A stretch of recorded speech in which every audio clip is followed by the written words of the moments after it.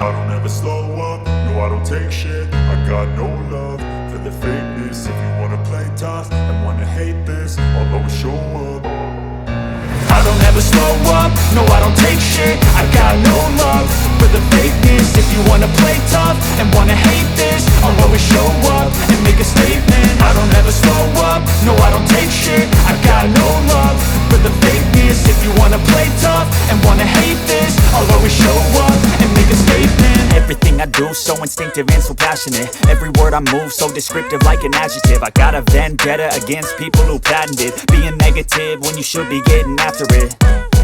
I got facts over tracks, this and that. Spitting slow, spitting fast. I could roast, I could gas. Think I'm okay at last, but I don't know if that can erase all the past. And the pettiness, a reflection of the emptiness. Hilarious, you think you're worth my time, you're delirious. Mysterious, because you hide behind a fake exterior. Inferior, you know I'll always be a bit superior. Get off of me, this ain't no humble brag. I want you to hear words, you can say them back. I want you to feel free from the chains at last, and to believe in what you got, it was built to last, yeah. Now that I've been put through hell, I never got anyone's help. I had to do it all myself.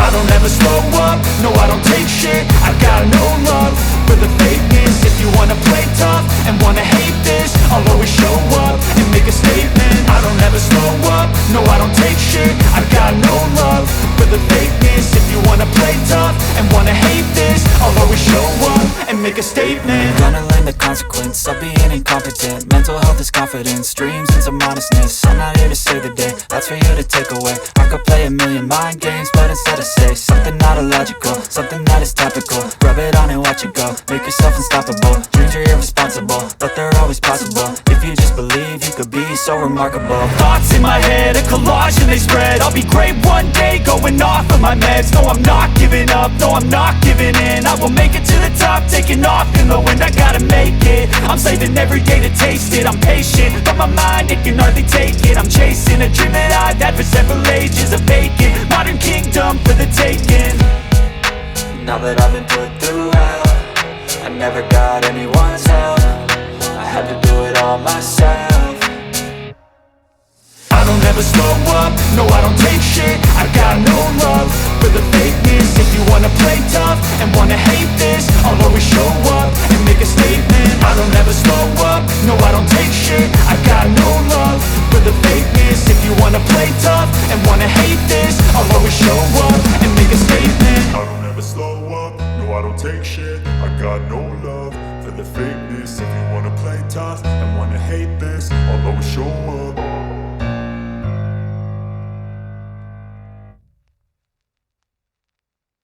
Very proud the Italians are of motor racing. That's Winkelhock, that's the driver who's going to be almost alongside him. It's a staggered grid here, they're not side by side. He's driving a car that until now has almost not qualified for many of the Grand Prix. It's always been a borderline case, and here he finds himself starting in 5th position on the starting grid. Very impressive for the young driver in his very first year of Grand Prix racing. Again, we're moving from the 3rd row forward. That's correct, and as we go forward we see Didier PIRONI driving the lone Ferrari. Gilles Villeneuve was sadly killed in a race during practice, in fact, for that race, the Belgian Grand Prix. Pironi taking over the #1 position and the only position in this race for Ferrari. There you see Keke Rosberg from Finland. You see great difference in nationalities, putting on his balaclava to protect him against fire. In the case of fire, to give the driver an opportunity to protect himself. Driving a British car with Arab sponsorship. Again, the internationalism of Grand Prix racing. Frank Williams, the man who put that car and team together. Then you see another new international man, Andrea De Cesare, only 22 years of age, so nearly won the Monaco Grand Prix that we all hopefully saw on ABC's Wide World of Sports. De Cesare, very excited driver, had a little accident, damaged a car yesterday, and of course still wanting to win his first Grand Prix. And the man in pole position, the fastest man so far around here, Alain Prost, who, funnily enough, I suggested at the beginning of the season might win the World Championship this year. The enormous resources of the big companies behind him, Renault and Elf, sponsoring his team. A lot of money there with a lot of success so far, Jim. Certainly has. He won the first 2 Grand Prix of the season, and now he's on the pole for the first running of the Detroit Grand Prix. We'll be back live for the start. We're back again live in the streets of Detroit. Jim McKay in the commentary booth with Jackie Stewart, and there is the field. You're looking down at the first row of Alain Prost of France. He's on the right of your screen in the yellow and white car. In the red and white car, Andrea de Cesaris of Italy in the Marlboro Alfa Romeo. There is Prost's car, the pole sitting winner. Again, remember, he won the first true Grand Prix of the season. At this point, Jackie, what's happening with these cars? We're very close to the start. There's an army of mechanics still on hand. These cars do not start with self-starters. They start with extra auxiliary batteries so that they don't drain any of the battery or any of the energy to restart the car if, for example, it breaks down or stops or spins out during one of these warm-up laps or, in fact, during the race itself. So those mechanics are now clearing that grid. Now, of course, this will not be the actual start. What they will do at this point is move around slowly at first on a so-called pace lap, not actually setting the pace, because what happens at the end of that lap is they return to their positions on the starting grid. Would you say the main purpose of this is to make sure that everybody's motor engine is running and running properly as we look at the temperature and the other weather conditions there? The ideal temperatures, by the way, not too hot and not too cool. And as the cars move off there, keep in mind this is not the start of the race, this is the pace lap. The drivers get an opportunity to not only warm up the engines or their transmissions, but also their tires. And of course, René Arnoux is way back in the back of the grid, as we mentioned, the teammate of Alain Prost, who's in pole position. We can expect to see a bit of a rush up from him, but right now, as they go around this very picturesque Grand Prix with this Renaissance Centre as almost a table piece in the centre of this glamorous way of running a motor race through the metropolis. You see the cars there. You see Keke Rosberg's car, number 6, Pironi's car, number 28. That's the young British driver, Mansell, in car number 12, the black car, the Lotus, designed by Colin Chapman, who has won the Indianapolis 500 with Jim Clark, a great designer. There you see the specifications of the racetrack right now, 20 turns. Amazing, with more than 40 gear changes per lap. It's going to be tough. It's going to be very tough on transmissions here, Jim. All right, let's set the field now. In row 1, Prost and de Cesaris. Row 2, Rosberg of Finland and Pironi of France. Then Vigelhock of Germany, Giacomelli of Italy. Moving along, row 4, Mansell and De Angelis. Then Eddie Cheever of the United States, the only American driver in the race, and former world champion Niki Lauda. Then Guerrera, the first Colombian ever to drive Grand Prix, and Derek Daly of Ireland. Row 7, Jacques Lafitte and Riccardo Patrese, who was so effective at Monte Carlo. René Arnoux, Michele Alboreto in the Tyrrell. Row 9, there's John Watson, who's won a Grand Prix this season, and Jochen Mass of Germany. Row 10, Marc Surer of Switzerland, Brian Hinton. Row 11, Raoul Bossel of Brazil, Jean-Pierre Jarier of France, then Ricardo Paletti and Mauro Baldi. Row 13, 2 in a row, as you see, Eliseo Salazar and the Brazilian Chico Serra. That's the field then, Jackie, and a very, very tight race course, as is indicated very graphically here. Well, amazingly, they're doing about 100 miles an hour through there if they're really standing on it. Of course, we're still in the pace lap. Look at our tunnel shot here, a great shot in this tunnel. Again, we have a tunnel in Monte Carlo. So much of this racetrack in some way resembles Monaco. I don't mind saying it, because this could easily be Monte Carlo right here. It's not quite as long a tunnel, but a great shot for us as the cars come out of there and head towards the start-finishing line, and they'll be slowing their pace up so that they don't have to wait too long. Now, Nelson Piquet, the reigning world champion, has not qualified for this race. He had problems, mechanical problems yesterday. There was rain in the afternoon session, and Piquet, the past world champion, 1981 world champion, is not in the race. First time it's ever happened since Jody Scheckter did not qualify at Montreal in 1980 while he was champion. We should point out the race is scheduled for 75 laps or 2 hours in time, whichever comes first. Our guess is that the 2 hours will come first. Now what happens now, all the cars must come to a stop, and the picture on the right-hand side of your screen right now is a red light will come on when the official starter is satisfied that all of the cars have come to a complete stop. When that light comes on, within 10 seconds, the green light can go, and in which case that is the start of the race. Remember, of course, it's a standing start. The car at the back there, by the way, is medical crews, and they're under starters' orders. Prost on the right of your screen. De Cesaris on the left. Keke Rosberg making the move. Into the first turn, it's Alain Prost, leader for the World Championship. Out in front, the pole sitter leading, going through this first 180-degree, 100-mile-an-hour turn. It's Prost in front, followed by De Cesaris and Keke Rosberg. Look at Rosberg now moving to the right, Jackie. And also the Ferrari of Pironi up there as well, very tight in there, but it's Prost who out-accelerated the rest of the cars. He's got more horsepower in his Renault, although on the other hand, it's a turbocharged car. It carries more fuel and therefore heavier in the beginning. Going on to the faster part of the racetrack, he takes a slight advantage there, but Alain Prost at the slowest part of the racetrack still has his lead there, followed by De Cesaris, then Keke Rosberg, then Pironi, and then one of the Lotus cars, probably Mansell in the Lotus car. But Prost stretching it out just a little bit on the first lap of the first Detroit Grand Prix. And here, one car pulling off to the side. Let's get the number on that car. Number 30, that is Mauro Baldi of Italy, of the Arrows team. At the hairpin, pulling off the race course. And again, attendant there very quickly with a fire extinguisher, by the way. Well, a very disappointed young man, but there's Alain Prost, remember the man who's leading this World Championship this year in the Renault, accelerating out onto Jefferson and heading up towards the Cobo Hall, the big convention centre. Hard braking again with full fuel load at this time. The car is rather clumsy and difficult to handle. Now downhill into a depression here. Looks like a tunnel, but it isn't. They'll go under a small overpass, but then head for the real tunnel. Here is the tunnel, the one that reminds you so much of Monte Carlo with the Renaissance Center in the background. He's streaking through that tunnel at about 140 to 145 miles an hour, braking heavily for a second gear corner right now. Alain Prost driving very neatly at this point. He must not make a mistake, and in the early laps it's so easy, and there's one of the cars. Yes, we have there Raul Boesel of Brazil in the march. Two cars so far having small incidents on the race course. Prost still leading as they finish the first lap. Prost followed by De Cesaris in the red and white car, then the green and white car of Keke Rosberg of Finland. Prost out in front, that's the yellow and white car just leaving your screen. De Cesaris red and white. Rosberg, then as you see, Pironi, Mansell of Great Britain, and Giacomelli. They'll be nearing the hairpin, and we'll see if that race car is still in the area. They're still racing under green. You get this wide shot by the church. Here they go. No, it's well parked on the side. No problem.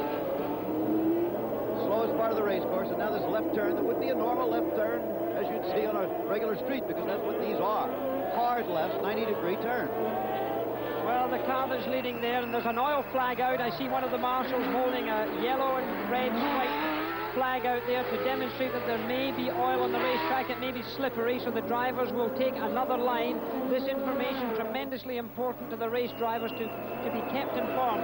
Quite often after the first lap, some overfilled oil tanks can spill out and there can be trouble. One of the Tyrrells in the pits. Oh, Michele Alboreto in the pit. Now this is the young man who finished third at Imola earlier in the Grand Prix season, showing great promise in the pits already. But the man not in the pits and very much in a commanding lead so early in the race is, of course, Alain Prost.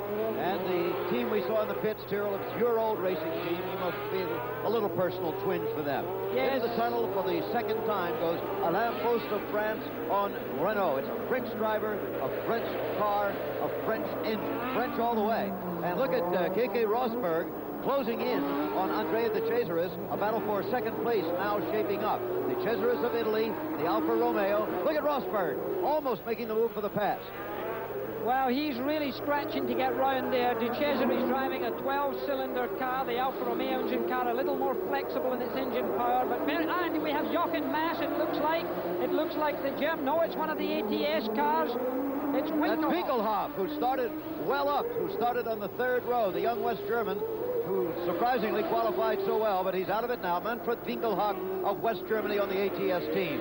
And here we still have Keke Rosberg pursuing De Cesaris of Italy. Rosberg of Finland in that green and white car of the Williams team, which, as you pointed out, is really international, Jackie. It has Arab sponsorship, Saudi Arabia, English car, Finnish driver. And also, ironic, they had a great dice together, a great battle in Monte Carlo. Again, 22 years of age, the young man in the red and white car, and the man behind him in the green and white car is 33 years of age. And then you see the order as we have it just now, live here from Detroit. The car number 6, the white car you see, is the car of Keke Rosberg. This is the lead car, of course, of Alain Prost. Tremendously young and talented driver. Very impressive. Jackie, where can Rosberg pass? Where's the spot to do it? Under braking, he will wait to see De Cesaris make a slight error, and you can see how much of the road they used there coming on to Jefferson. Right there, Keke Rosberg has no reason to go out around there. He's probably trying to miss the manhole covers because we're running through the streets here, and he wants to save his suspension and his transmission. And the more you miss in the way of bumps, the kinder you are to your car, because these cars literally have no suspension left. They have a thing called ground effect, which makes the car really stick to the road, but it works best when there's little or no suspension movement. The same ground effect that we had at Indianapolis, but they're allowed to have a stronger ground effect, are they not, in Grand Prix racing? They are indeed, and it was here that it was developed, and Rosberg trying to get a pass, and he's done it. Keke Rosberg of Finland passing Andrea De Cesaris of Italy for second place in the race. It looks to me like De Cesaris is in trouble. He's gone into the pits. De Cesaris has gone into the pits. That was the final corner in that lap, so Andrea De Cesaris has had a problem in his Alfa Romeo. They have been unreliable, and you see him in the pits right now. They have not been too good this year so far. He's getting out of the car. It looks to me like he's trying to unbuckle his seatbelt. It looks more than just a problem of perhaps a tire going down or a minor problem. They're chatting too long. I think you can expect little or nothing in the leaderboard from now on from that driver. Well, remember that in this kind of racing, there are no scheduled pit stops in this race. This is not Indy, where you can make up time when the other fellow makes his pit stop. You make a pit stop here, it's all time against you. Looking down from high overhead, and there are the standings. Prost and Rosberg. De Cesaris now into the pits, so forget him. Pironi, Mansell, and Giacomelli. We're live from the Detroit Grand Prix. We're live in Detroit again. Still Prost of France leading the first Detroit Grand Prix, followed by Rosberg of Finland, Pironi of France, Mansell of Great Britain, Giacomelli of Italy, and now Eddie Cheever of the United States in car number 25 has moved up among the leaders. Eddie's been getting better and better in the past couple of years, hasn't he, Jackie? Very talented young driver, a man that we can expect to see a lot more of in the future. Would be very nice to see the American flag flying and someday your national anthem playing at the end of a Grand Prix. Eddie Cheever might be the man to do it. Well, of course, there have only been two Americans to win the World Championship, Phil Hill and Mario Andretti. Phil back in 1961 and Mario just a couple of years ago. Look at how close they come to the edge of that wall, Jackie, coming into Jefferson. We have a report right now, however, in the pits from Chris Economaki. Chris? Well, I have here Andrea De Cesaris, a short race for you. What was the problem? I had a problem with the transmission, something drive shaft broke. What about the circuit and all the cars on it? Well, the circuit is too bumpy, as everyone told before, because the surface is not good at all. Now, how about your teammate? You root for Giacomelli? Yes, we look for him. Okay, Andrea De Cesaris, one of the first men out of the race. Back to you, Jim. Okay, a disappointed driver, particularly disappointed because he's so young. It hasn't happened to him that often yet. Alain Prost of France still leading the race in car number 15, the yellow and white car at age 27. Remember, he won the first two Grand Prix of this year. Then he had a 21st at Long Beach, 10th at San Marino, 12th at Belgium, 7th at Monte Carlo. So he hasn't had a really good result for quite a while. Well, of course, the man who's leading the race right now is Alain Prost, because Alain had that dramatic accident so close to the end of the Monaco Grand Prix. He was all set up to win the race, came out of the chicane, drove into the barrier at incredible speed and had himself, in fact, an injury to his ankle, which looked quite nasty and I know concerned him very heavily about the remainder of the season. Luckily, he was able to recover from that. There he is, still leading the race. As a matter of fact, Jackie, you had a conversation with him that related to that a little bit earlier. Jackie Stewart talking with race leader Alain Prost about that injury problem. How is your foot after the Grand Prix of Monaco? I was very bad last week, and I didn't know if I was able to race here. I think it will be difficult to race for me because it's a very bumpy track, and for my foot, it's not the best track for driving. But it's getting better and better, and I think for Sunday it should be okay. Well, he has to go 2 long hours out on this race course in pretty hot weather inside the cockpit. 2 drivers in a row, Jackie, have mentioned the bumpiness of this track, and it does seem to me you can see the wing going up and down at times. What's your opinion about that? You said you think it's a good race course. Well, you know, the racetrack itself, in my opinion, and there's Winkelhock, by the way, while we just, for a moment, Winkelhock, in fact, chatting to one of the German journalists, obviously Germany. The great thing about the internationalism of motor racing, all the journalists come from all around the world, but to get back to that problem, It's a question of the surface of the racetrack vis-a-vis these motor cars. There's literally no suspension on those cars left, which I believe is wrong. If you were running any other kind of race car on this surface, the surface would almost be billiard table-like. But Grand Prix cars now have removed the suspension to try and effect this ground effect adhesion. And quite frankly, I think it's the cars that are out of sync rather than the road surface itself. That, of course, is a personal view by me. I think many of the racetracks in the world are constantly being criticized for being bumpy. It's the first time out here in Detroit, and of course things like manhole covers certainly add to the aggravation. Okay, it's still Prost of France leading in the first Detroit Grand Prix. All right, let's try to pick up a battle here. Whoops, out of the race car. That's car number 2, Riccardo Patrese of Italy. The man who won the Monaco Grand Prix, he's perfectly all right, you can see. He's jumping well away from his race car and getting behind the barriers, and he's come in contact. Yeah, he's got the Colombian there, the first Colombian ever to race in Grand Prix, Roberto Guerrero, in the Ensign car. Well, the two of them obviously have come together. He's all right, too. They're perfectly safe. The drivers are fine. They've dismantled a few of the tires here that are used to slow the cars down more progressively. Steam rising from, obviously, the Ford engine Brabham there. There's a little fire in the back. There's no fireman there. They don't see it from the blind side. They'll get somebody on it right now, I'm sure. Firemen coming. Yeah, here right comes the extinguisher. They're going to handle this. An oil fire, in fact. You can see it there. The race, however, continues on. This is not Indianapolis car racing. This is Formula One Grand Prix, unless the incident blocked. Well, wait a minute. We've got a red flag now. We've got a red flag, Jackie. They're going to stop the race.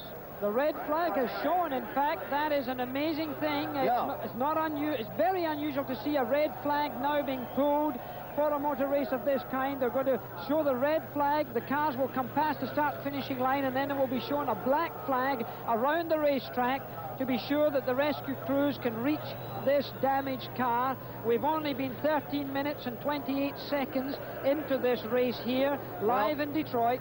It could make for a rather confusing visual situation, Jackie, because, as you know, what they're going to do is return to the starting grid. This is what we have been told. And go on the starting grid in the order of the standings right now, but the separation in time will not be there. So conceivably, we could see a car that appears to be leading the race that's actually a number of seconds behind. We can keep you at home up to date on who's leading, but it may not appear that he's leading in the race. Well, there will be a restart. Well, there you see the standings at the moment as we've got a red flag, something you don't see too often in Grand Prix racing except for major emergencies, but it has happened, so stand by.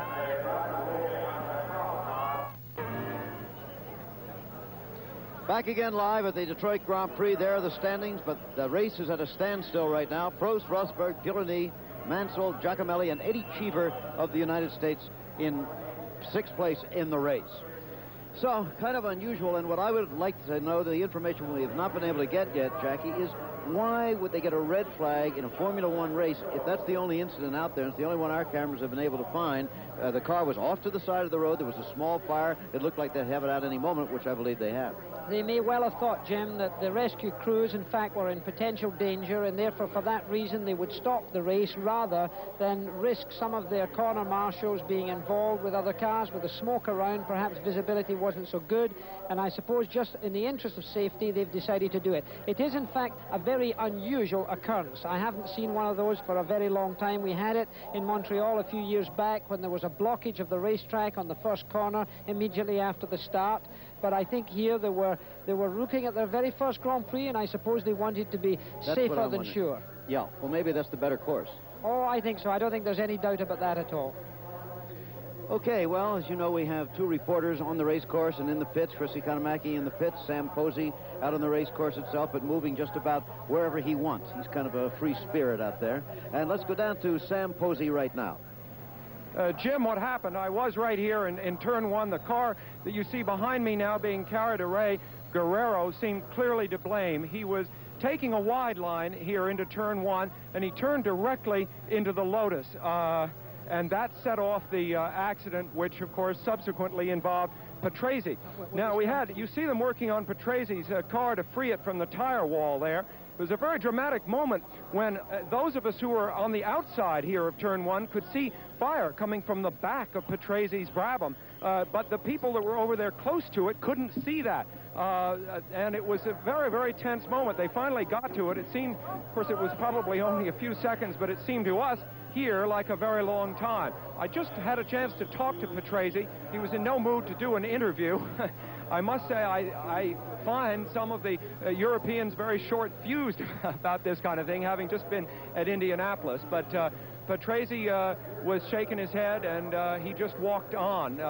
I think that, of course, he's the man that won Monaco, the most recent GP, and he suddenly was having a resurgence and a real chance in the World Championship, so I guess I can understand his disappointment. It all happened very quickly down here, and fortunately, at least as it looks at the moment, nobody was hurt. Back up to you, Jim. Okay, Sam, thanks very much. Of course, there were some fuses at Indy last week that weren't all that long after the accident before the start of the race. Now, Chris Economaki is down, I believe, with the race leader, Alain Prost. Chris? Yes, Alain, I saw it when you stopped the brakes of smoking. What kind of condition is your car now? I think the car is nearly perfect. The handling is very good. The engine is running very good, but my problem is the brakes.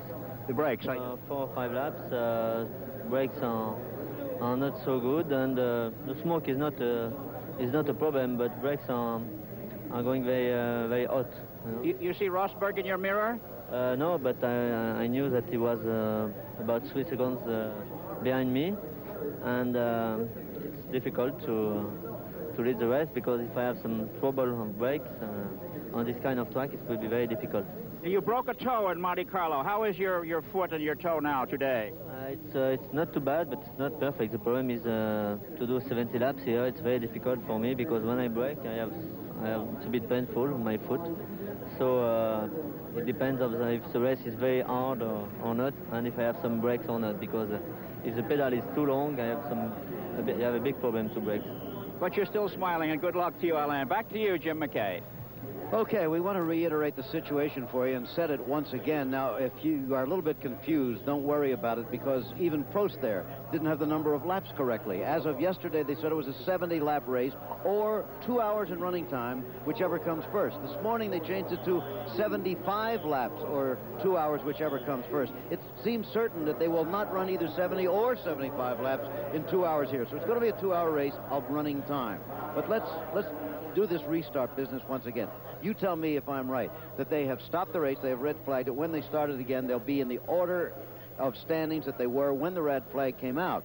But then it's on a total time basis. It's not like closing up under a restart in NASCAR or Indianapolis. It's going to be a bit confusing. It'll be a restart in the position that the cars crossed the finishing line the lap before the red flag was shown, so that nobody could take advantage in the last few hundred yards. So yes, they will restart. They'll start in the positions that the cars crossed that line the lap before, so you'll get, in other words, Eddie Cheever will be in 6th position of the starting grid, unlike what he was in the original position, because that, as you may remember, was, I believe, held by Giacomelli. So therefore, the whole grid has changed, but we will see another start. The start procedure will be exactly the same. Once again, a standing start, as it always is in Grand Prix racing. However, the first car across the finish line at the finish will not necessarily be the winner, because the time will be added together. They don't do that in American racing. It'll be total running time for each car that counts. A little more news in the pits from Chris Economaki with KK Rosberg. KK, you were doing extremely well. Are there any places on the circuit where your car is better than Prost Renault? Everywhere. You sound like a car salesman. Seriously, where is the best place on the circuit for you? I don't know. There isn't one particular place on the track. I think I was just a marginal quicker everywhere, and I know that he's on different tires than I am, so, and he's got a turbo, it suffers from brakes, so by pushing him hard we'll be all right, no problem. Okay, what about the surface of the bumps? Are they more difficult for you, or the same for Prost and you? They're the same for everybody, you know. Everybody has a head on the shoulders, and that's where it hurts. You have a confident feel to yourself. You think you'll win today, KK? Yes, I will. There you go. KK Rosberg, a confident man waiting for the restart. Back to you, Jim. He's good everywhere on the course and better than anybody else, and yes, I will. I will win. Look at the shot from the Goodyear blimp high overhead down on the Renaissance Center. We're going to take a commercial break here. Going to go to a commercial in 5, 4, 3, 2, and you may go anytime you wish. Well, there are the cars slowly being reordered on the starting grid, waiting for a restart in the Detroit Grand Prix. It's not raining. There has not been a major accident. There was a rather small incident on the race course. The Cesaris of Italy's car was put out of the race by it. A fire started in the engine compartment after he had an incident with Guerrero of Colombia. And it's very unusual to see a Grand Prix race stopped under these circumstances if you've just joined us right now. But it has been stopped. It will be restarted, and the winner will be determined on a total time basis. Now, right now we've got this sheet, Jackie, and Prost is a matter of 3.2 seconds ahead of K.K. Rosberg of Finland, but on the restart there'll probably only be a fraction of a second behind, so we'll explain that more as we go along. Right now, I said at the beginning that they'll be going over manhole covers in this race and trolley car tracks and under traffic lights. Well, Sam Posey earlier did a little piece on the obstructions and different things on this track.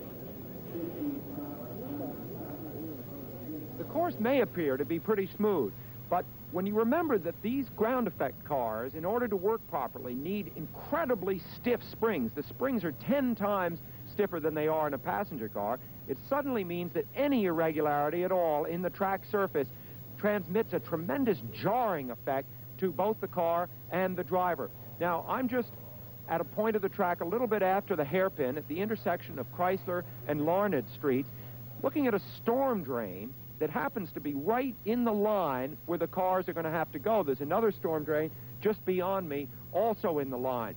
Now, going over these rough areas, a car will not lose its ground effect suction, but it will be thrown very sharply, and the driver will be a terrific shock to the driver's body, which will tire him considerably as the race goes on. Let's go on around the track and have another look at the rest of it. Further down Larned Avenue, the drivers will encounter a veritable minefield of these manhole covers with steam coming out of them. You'll be crossing this manhole cover at over 130 miles an hour. If you try to miss one, well, then there are others here on the same straightaway. Some of these bumps are severe enough to cause the bottom of the cars to scrape along the track, despite the stiffness of the car's suspension. Finally, here in front of Cobo Hall, these trolley tracks cross the course. Now, we've only seen a few of the many bumps around the track. And if you're only doing a few laps in a racing car, well, they're not too bad. But when you try to race for almost 2 hours, they add immeasurably to the driver's fatigue.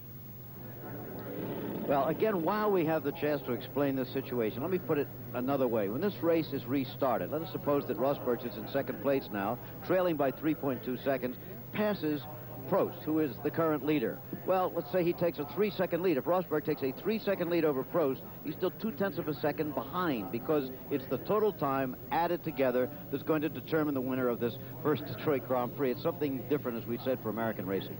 Well, that's true, because the penalty, of course, of stopping may help others, may help some of the drivers and some of the cars, but I doubt it very much. I think when we look at the grid and we see the cars, some of them stripped off, Jim, to try and allow the brakes and the engines and the transmissions to cool just a little bit, you see the concern the mechanics have. So seldom do the mechanics ever get an opportunity to have a look at their racing cars after they've done a few hot laps around a Grand Prix racetrack. So they're all hoping now, and I think the fact that Alain Prost mentioned his brakes is a very clear indication that that team is worried.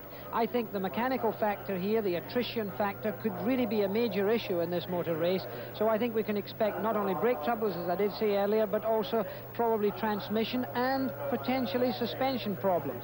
Very tight racetrack, very difficult, very demanding. But then again, that's what Grand Prix racing is all about. It's not just a test of the driver, it's also a test of the machinery. Chris Economaki right now is with the only American driver in the race, Eddie Cheever, who's doing quite well. Chris?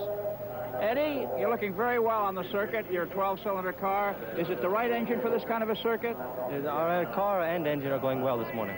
I'm a bit annoyed you have to stop the race because everybody else is putting on the same set of tires that we had, and I had a definite advantage over everybody. Really? Do you think it was right to have stopped the race? I think for security reasons, it's always good to stop a race. I don't believe in driving in a circuit condition, in a dangerous circuit condition. One said it's tires A versus tires B on that. How much of a difference does that make? Enormous. On a 2-hour race, if you run with 2 stops of a compound after 5-6 laps, you're already in trouble. In fact, the 2 cars that were in front of me, both the Alfa and the Lotus, were having tire problems, and I was cruising. so I'm very annoyed that they stopped the race on one side, but I think it's always good for safety reasons to see. I didn't really see the reason why they did stop it, though. Okay, Eddie Cheever, a little bit annoyed. Back to you, Jim. Okay, and the race still at a standstill. We begin to wonder now why it is taking so long to get the cars reordered and the race restarted, since the incident was not of a major nature. As far as we can see, the track has been completely cleared. However, we're going to have another couple of minutes. That is quite obvious. There's still mechanics and people all over the race course at this point. Jackie Stewart, a little bit earlier, did a piece taking us inside a Formula One race car. Very hard to see inside any modern race car. Everything is so tight now. But he had the opportunity. Let's take a look at that piece. A Formula One Grand Prix car is a slick and almost perfect aerodynamic shape for the job it does. But underneath this thin skin is in fact a mass of engineering wizardry. With the fiberglass bodywork off, you can see the confines of where the driver sits. With the bodywork on, it would cover over this water radiator on this side, the oil radiator over here. The steering wheel, very small. It's only 10.5 inches diameter, mildly padded and very thin, allows the driver to go from lock to lock and then go to full left lock, for example, to get round the tight hairpin. Not much to confuse the driver in this dashboard, only 1 gauge left. The rev counter up to 11,000 revs in this Ford Cosworth engine. This light here only comes on if the oil pressure drops too low. On the right-hand side of the cockpit here, an adjustment for brake balance. If you want more brake on the rear, you do this. If you want more braking efficiency on the front, you turn it this way. Down here further on the right is the gear shift. 5 forward gears, 1 gear for reverse. On the left-hand side of the dashboard, this here is a self-starter. If the driver spins out on the racetrack, stalls his engine, he would pull that to restart it. Right here is the fire extinguisher switch. That sets off an extinguisher in the cockpit and also around the engine. The ignition switch, an electric fuel pump to start the engine up with. This here is a light that, in the case of heavy rain, a high-intensity light goes on the rear so that cars following can see the car in front. This here is a cold start, would you believe? In cold mornings, to try and assist it, a retarder for the ignition to start. Right down here, they call it the kill switch. In the case of an emergency, this would come into operation, switch everything off electronically. Seat belts, they're made for emergencies. Just as we should always wear them in our street cars, race drivers always do wear them. 6-point fastener, 2 between the legs to stop him from submarining or going under his seat belts. 2 shoulder harnesses and, of course, the waistband. Now, these would normally hold a driver into a car. Recently, there was a dreadful accident in Belgium where Gilles Villeneuve died and was thrown out of the car. But that was an extremely unusual accident because the car totally destroyed itself around the driver. If an accident does occur and fire is involved, there is a medical air supply that plugs into the helmet of that driver. This is not oxygen because oxygen does burn. A driver can be trapped in a car for up to 1 minute while his rescuers try to get him out. Okay, Jackie Stewart earlier in the cockpit. There's the Renaissance Center once again. The view from the Goodyear Blimp Enterprise from Pompano Beach, Florida. There it is. Captained by Captain Mike Fitzpatrick from Newport, Rhode Island. Enterprise, Goodyear's newest blimp, by the way. One of only 4 blimps in the world. My goodness, I can remember way back in World War II, and the U.S. Navy used to have a whole fleet of blimps that would patrol, Jackie, out in front doing anti-submarine patrol. But now it's down to 4. And here are the standings. In the first Detroit Grand Prix, Alain Prost of France, then Keke Rosberg of Finland, Didier Pironi of France, Nigel Mansell of Great Britain, Giacomelli of Italy, there you saw the other one, Niki Lauda of Austria, Lafitte, Daly of Ireland, Arnoux of France, De Angelis of Italy, Jochen Maas of West Germany. The standings 7th through 12th place there. Again, we're going to take a commercial break and return to the streets of Detroit. Well, here we are. Detroit, Michigan is the scene. There you see the Detroit River behind the superimposition. Boats out for a Sunday afternoon cruise have stopped, all of them trying to get some kind of a look at the world's first Detroit Grand Prix motor race. Well, we'd like to be watching it now, too, but there's been a very unusual circumstance. Normally, you think of Formula One Grand Prix racing as being very different from American racing. American racing, either at Indianapolis or in NASCAR, will stop the moment 1 drop of rain falls, in essence, and for other reasons. But Formula One, one of the big selling points of the sport has always been we ride unless the race course is totally blocked. Well, the race course was not blocked. There was an incident out there. There was a minor fire in the engine of one of the cars, which was put out quite quickly. But before that happened, the red flag came out with great speed, and the race was stopped. It's been stopped for better than a half an hour now. Latest word we have is that it may be a good many more minutes before they restart again, but that's not official. Here are the standings in the race. You see 7th through 12th place there, right there. That's not the leaders, 7th through 12th. Nicky Lauda, the former world champion, doing quite well. Sam Posey has been wandering around at various areas on the course. He might have some information for us. Sam? Well, Jim, you know, it just seems interesting to me that we've been talking here about an enormously sophisticated sport. Jackie mentioned this at the beginning. These cars are probably the most expensive automobiles in the world. And yet, what happens when an accident occurs?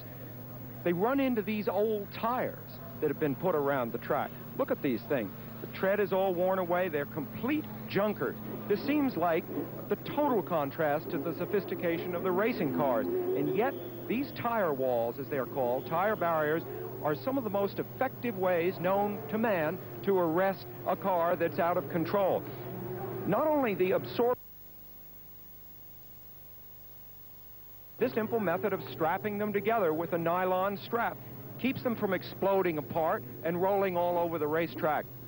It's kind of a small thing, and it's fairly new, curiously, in the world of Grand Prix, only the last 4 or 5 years. And if you're thinking, well, maybe we should have something like this at Indianapolis, it doesn't really work except in slow turns. If you careened into this at a very high speed, the tires would go all over the place. If you think back to Gordon Smiley's crash at Indianapolis, it really wouldn't work there. But it's ideal for city courses like this, and this accident we had this afternoon would have extensively damaged all 3 cars that were involved without these tires. As it was, they were hardly hurt at all, which I think, Jim, is good news. Practice makes perfect, maybe even in the safety area.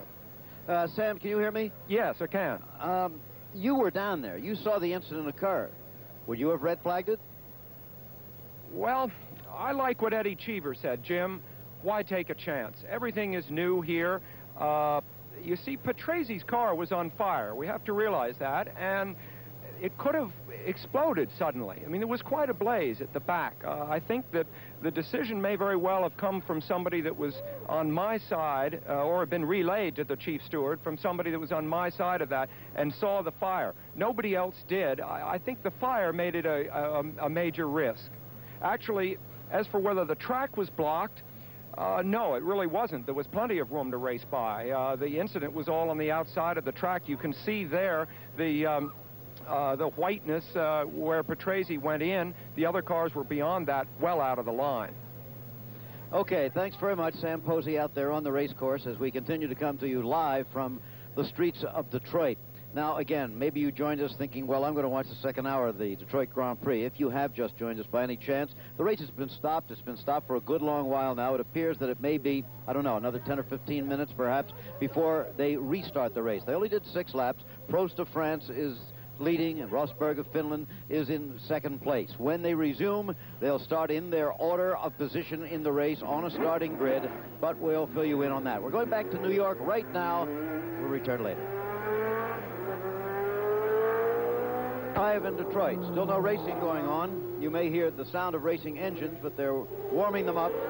They've been doing minor repairs to the cars. What are they allowed to do at this point? There's a car on the race course, for example. Mansell, the car of Mansell, the Lotus, coming back onto what they call the dummy grid. What will happen now is that those cars will be allowed to have any work done on them at all. Anything even if what?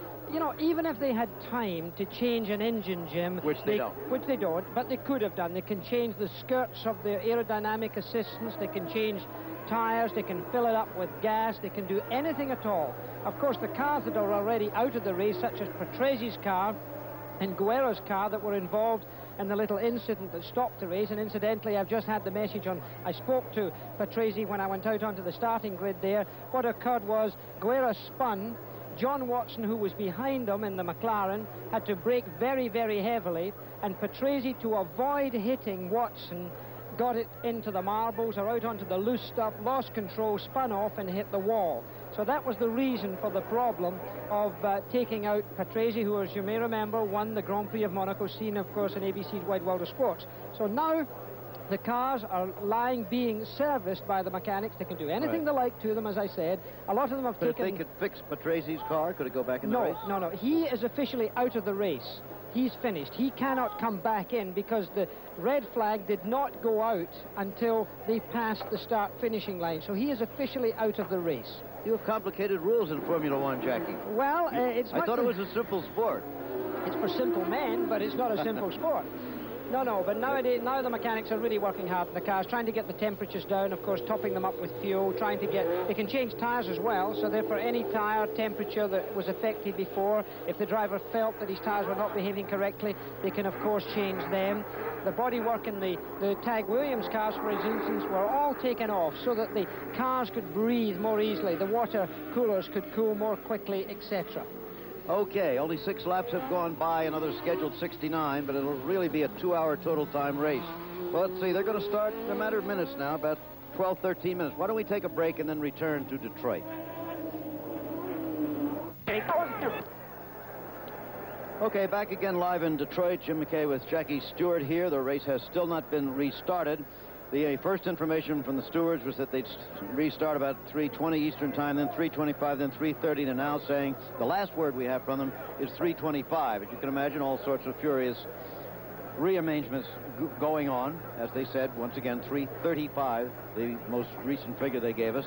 Standings in the race, of course, remaining the same as you see. There will be a restart in the order in which they were placed in the race at the time the red flag went out after a comparatively minor incident.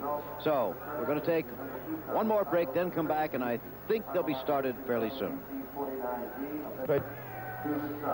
Back again in Detroit, where the latest word is now, I believe I just heard them say 5 minutes they're talking about for the restart of the race. As you look from high overhead, and now you're back in the commentary position with Jackie Stewart and me.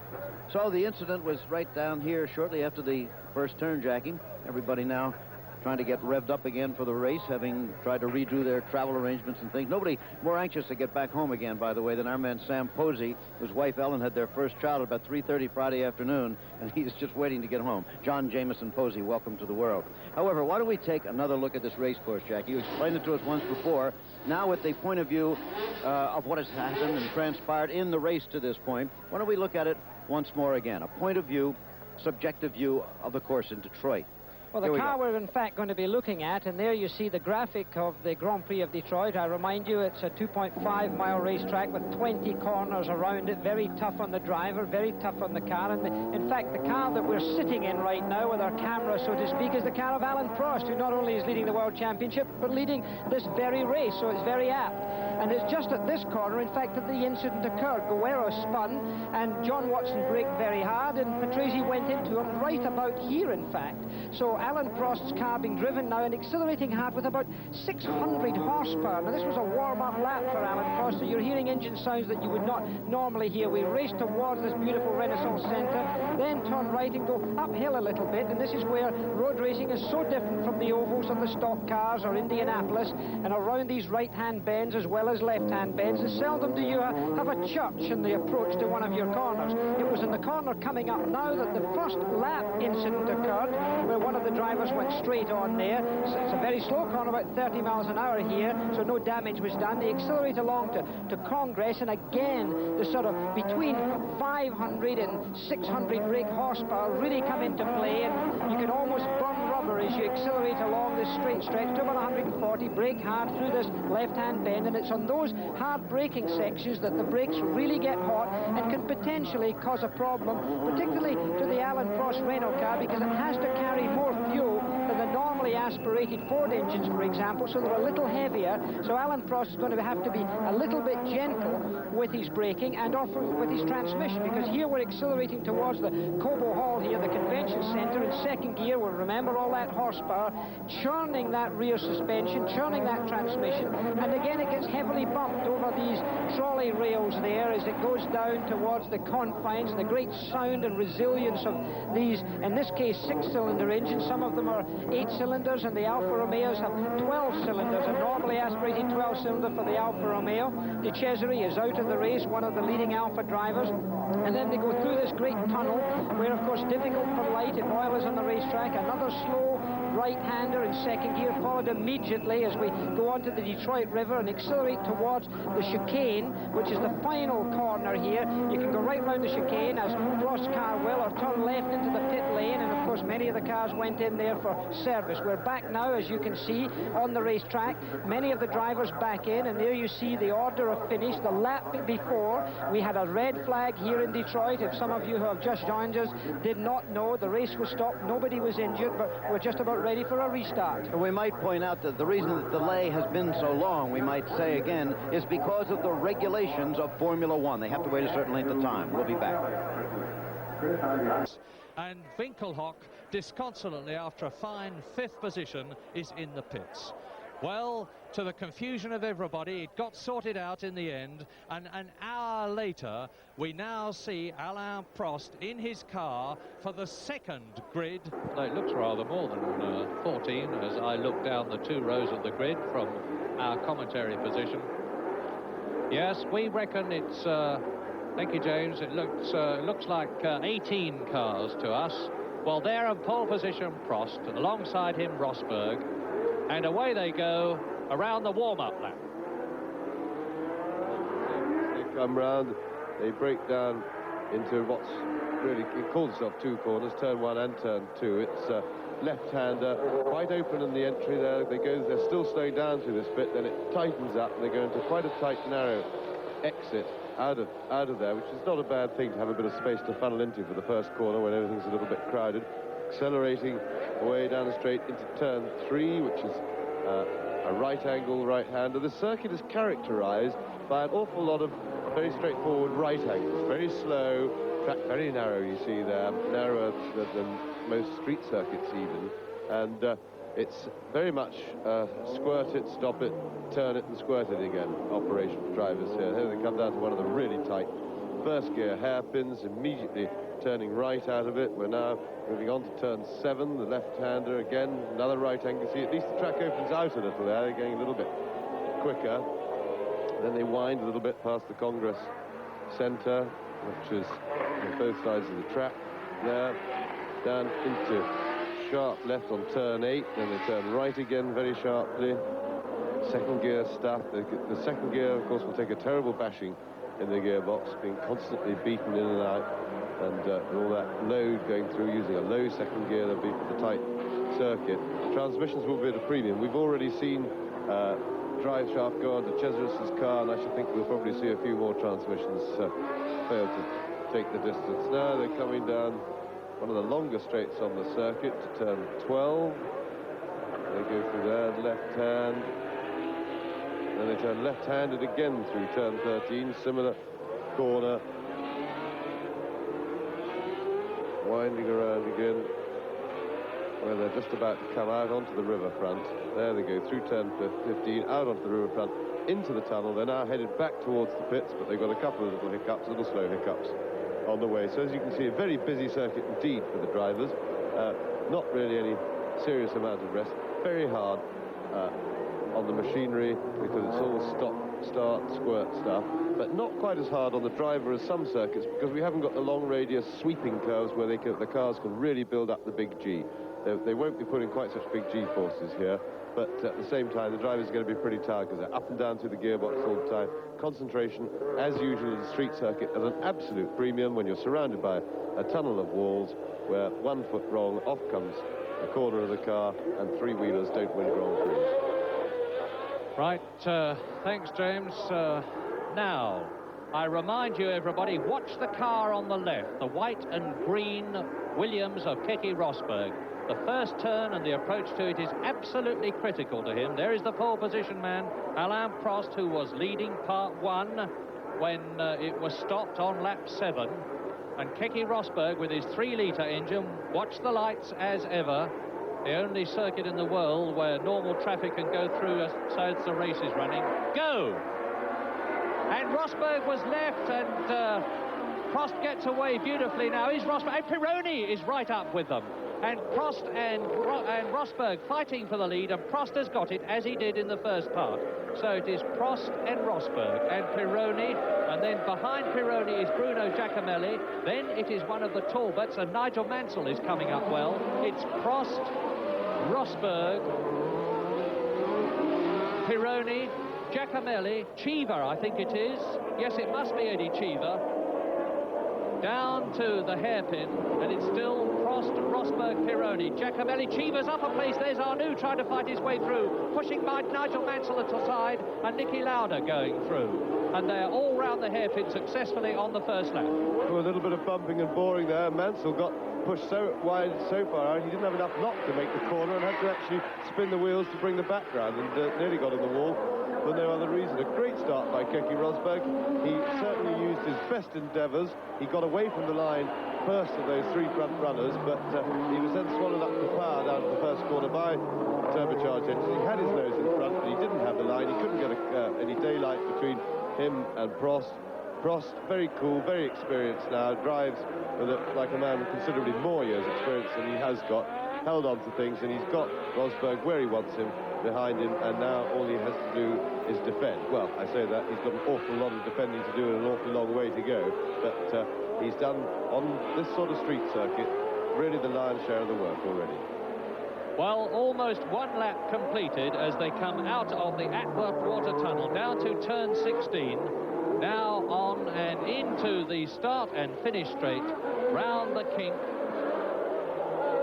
And Alain Prost leads into the start and finish straight, up to turn 1 and 2 again. Now, Alain Prost has done exactly what he needed to do with Rosberg in second place.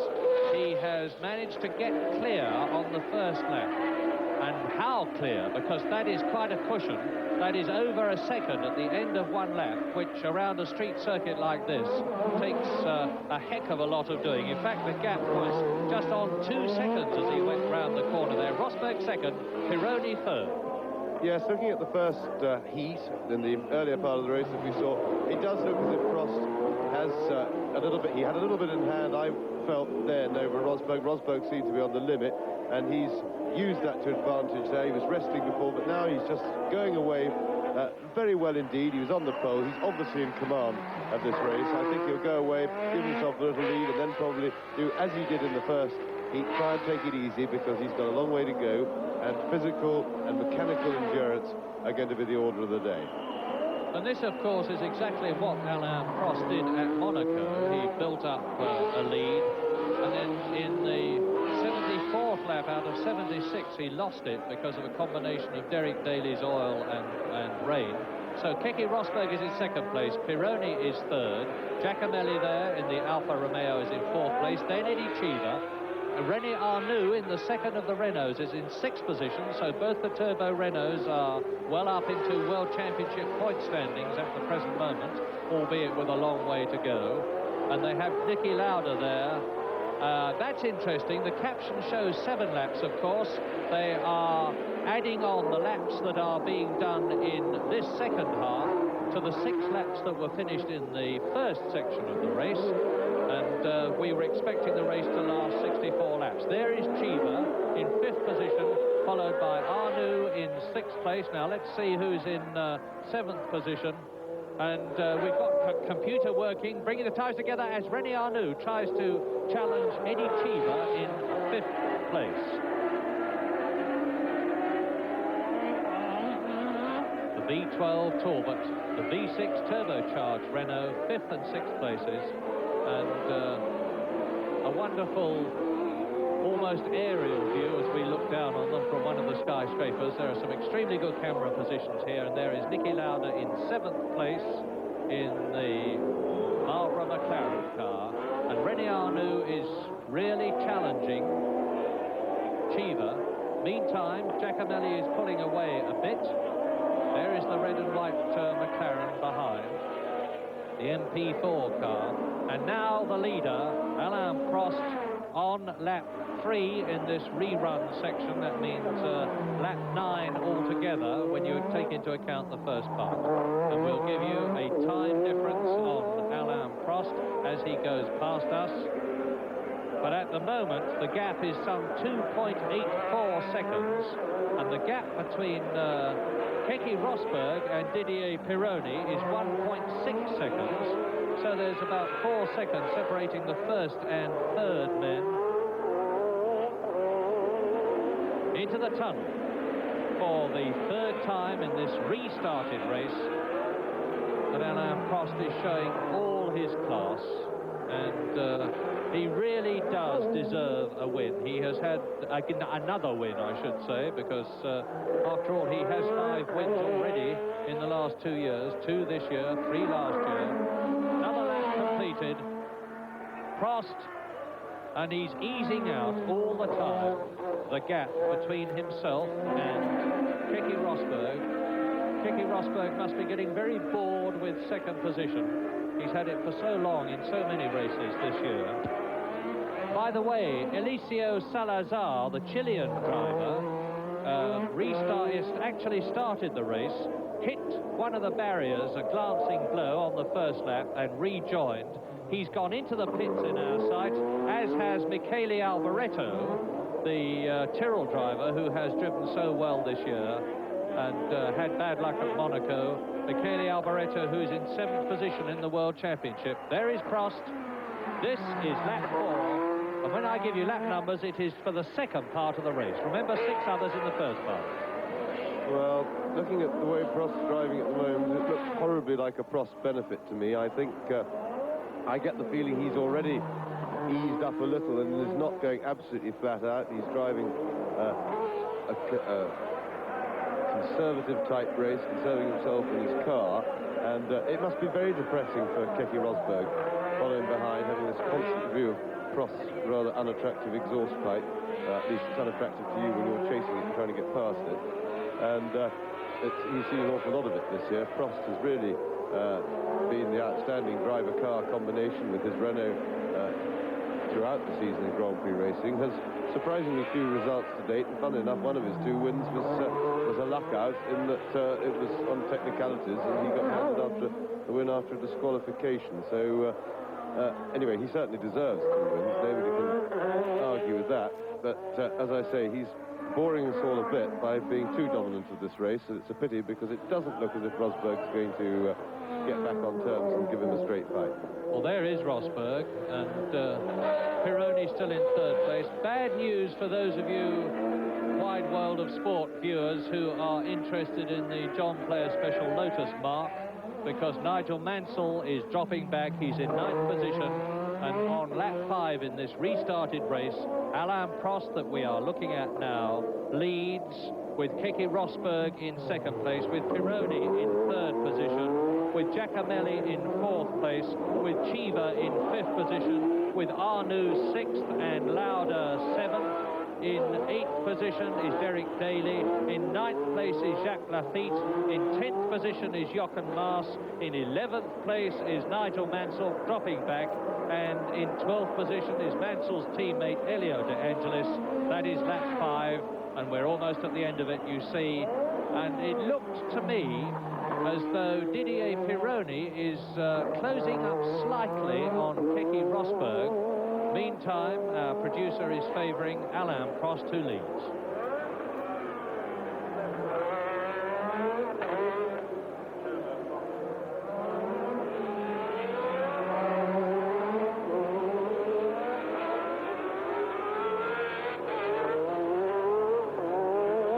Into the tunnel for the 5th time, Alain Prost.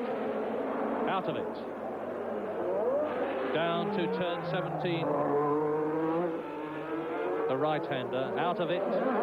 Now up to the kink, which is turn 18, the left, right, left, left, right, left, and out of it. Past the pits complex to complete lap 5. Alain Prost leads. There is Rosberg in the background. There is Pironi, there is Giacomelli. So it's Rosberg 2nd, Pironi 3rd. In the red and white car is Bruno Giacomelli. Then in the Talbot, Eddie Chiva. Now René Arnoux. And behind René Arnoux is Niki Lauda in the Marlboro McLaren car in 7th position, chased by Derek Daly. There is Chiva, that is.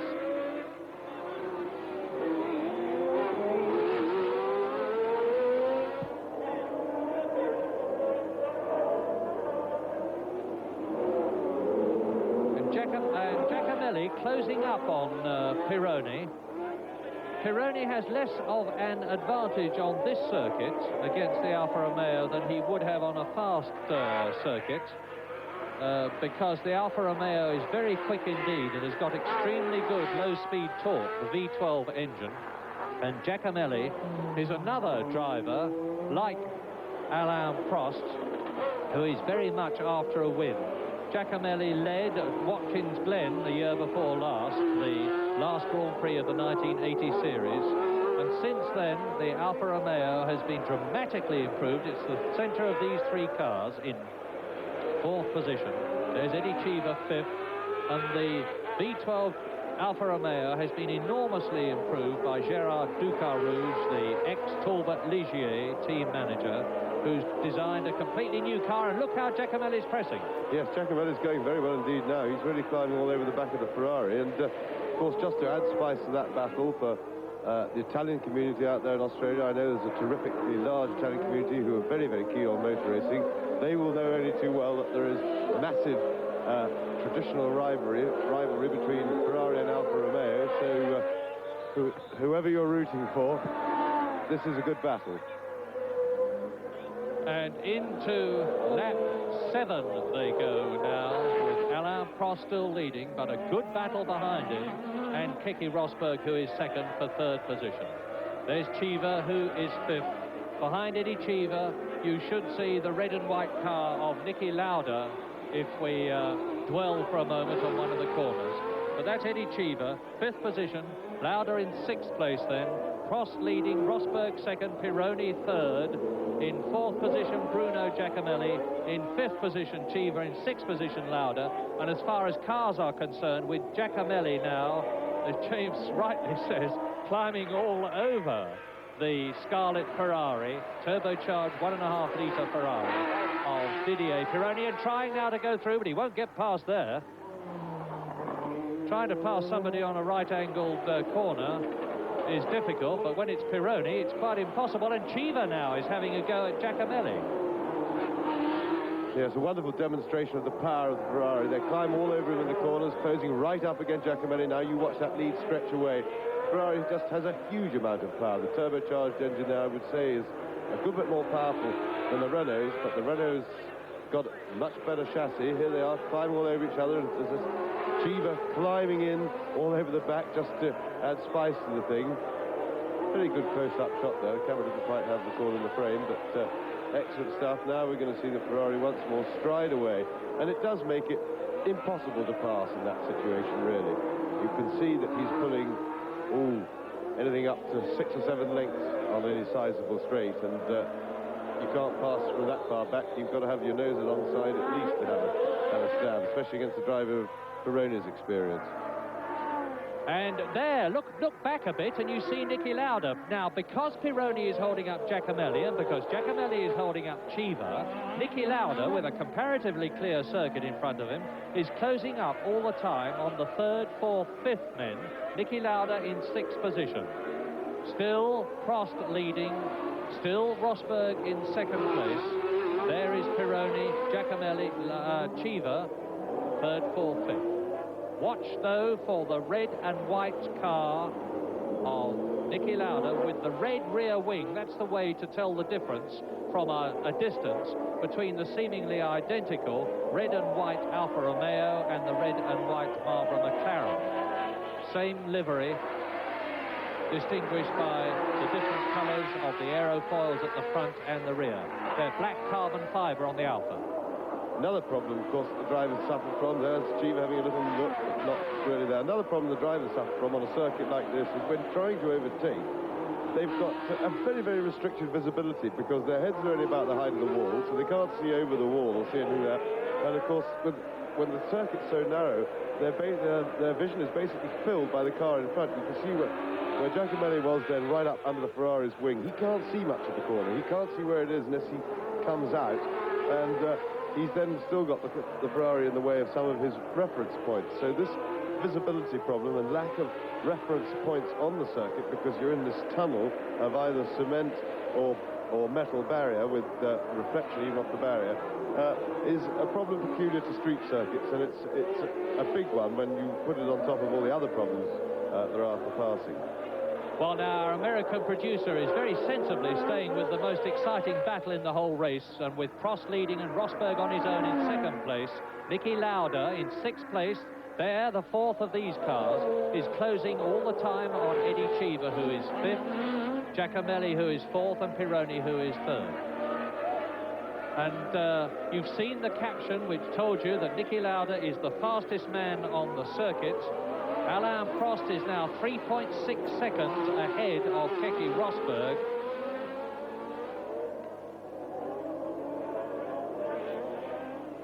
Pironi, Giacomelli, Lafitte, Lauda, Cheever, Lauda. And the gap between Cheever and Lauda is 1.03 seconds. And I do not think it is going to take ex-double world champion Niki Lauda all that long to nibble away at that. But then Lauda is going to have the problem that's already facing Cheever and Giacomelli, how to get past the man in front. Where can you do it on a circuit like this, with cars that are as wide as this and whose performance is as similar as it is? Nowhere is the answer to that, quite honestly. With the Ferrari's superior power out in front, it does, without any doubt, Pironi is going to have to make a mistake. Either that or, I mean, the only chance is for Giacomelli to have a total kamikaze run at him, of which Giacomelli has proved himself quite capable in the past, I should add. But I think it would have to be kamikaze even beyond Giacomelli's potential here, quite honestly. No, you've got to wait for a mistake or a problem with the Ferrari. I think the Ferrari is probably running pretty hard on the tyres. It's a very heavy car, puts a lot more power than the Ford engine cars through its rear tyres, and it seemed to slow down in the previous heat as the laps wore on, and we're now running into that sort of distance. And but of course, the big problem then is if he's going slow around the corners, he still can't be passed. He squirts it away down the straights, and it just builds a bigger train, as we've seen so many times in the last 18 months since Ferrari introduced these turbocharged cars. Then they haven't yet produced a good chassis. This one is a major improvement on the dreadful abortion that they turned out last year, which was an excuse for a chassis. But it's by no means a good chassis. They've got a more powerful engine than the Renault, and the Renault is up front driving away very smoothly. Well, I can tell you, as we look out of the box, that Keke Rosberg is actually starting to catch Alain Prost. He's putting in a charge. The gap that you saw on the caption of 7 seconds has now been reduced, and Keke Rosberg is now 6 seconds behind. So he's gained a second and a half on the race leader.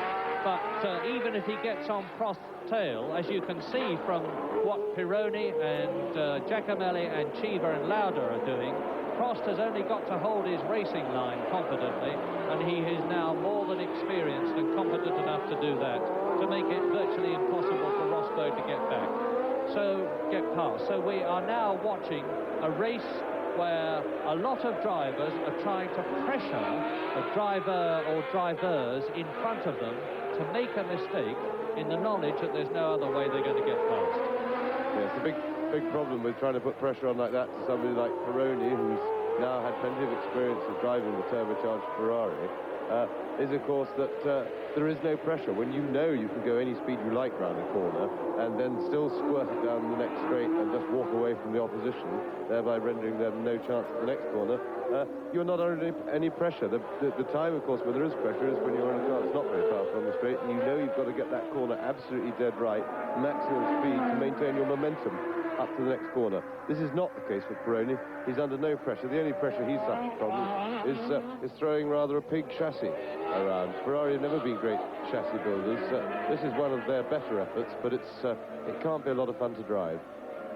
A better effort designed, incidentally, by the man with the unlikely but real name of Dr. Harvey Postlethwaite, who is an Englishman and who was taken on by Ferrari to make up for the deficiencies of the home engineers. Now, on lap 11 in this part 2, to which you have to add 6 laps from part 1 and do a complicated time equation, and with Didier Pironi in 3rd position.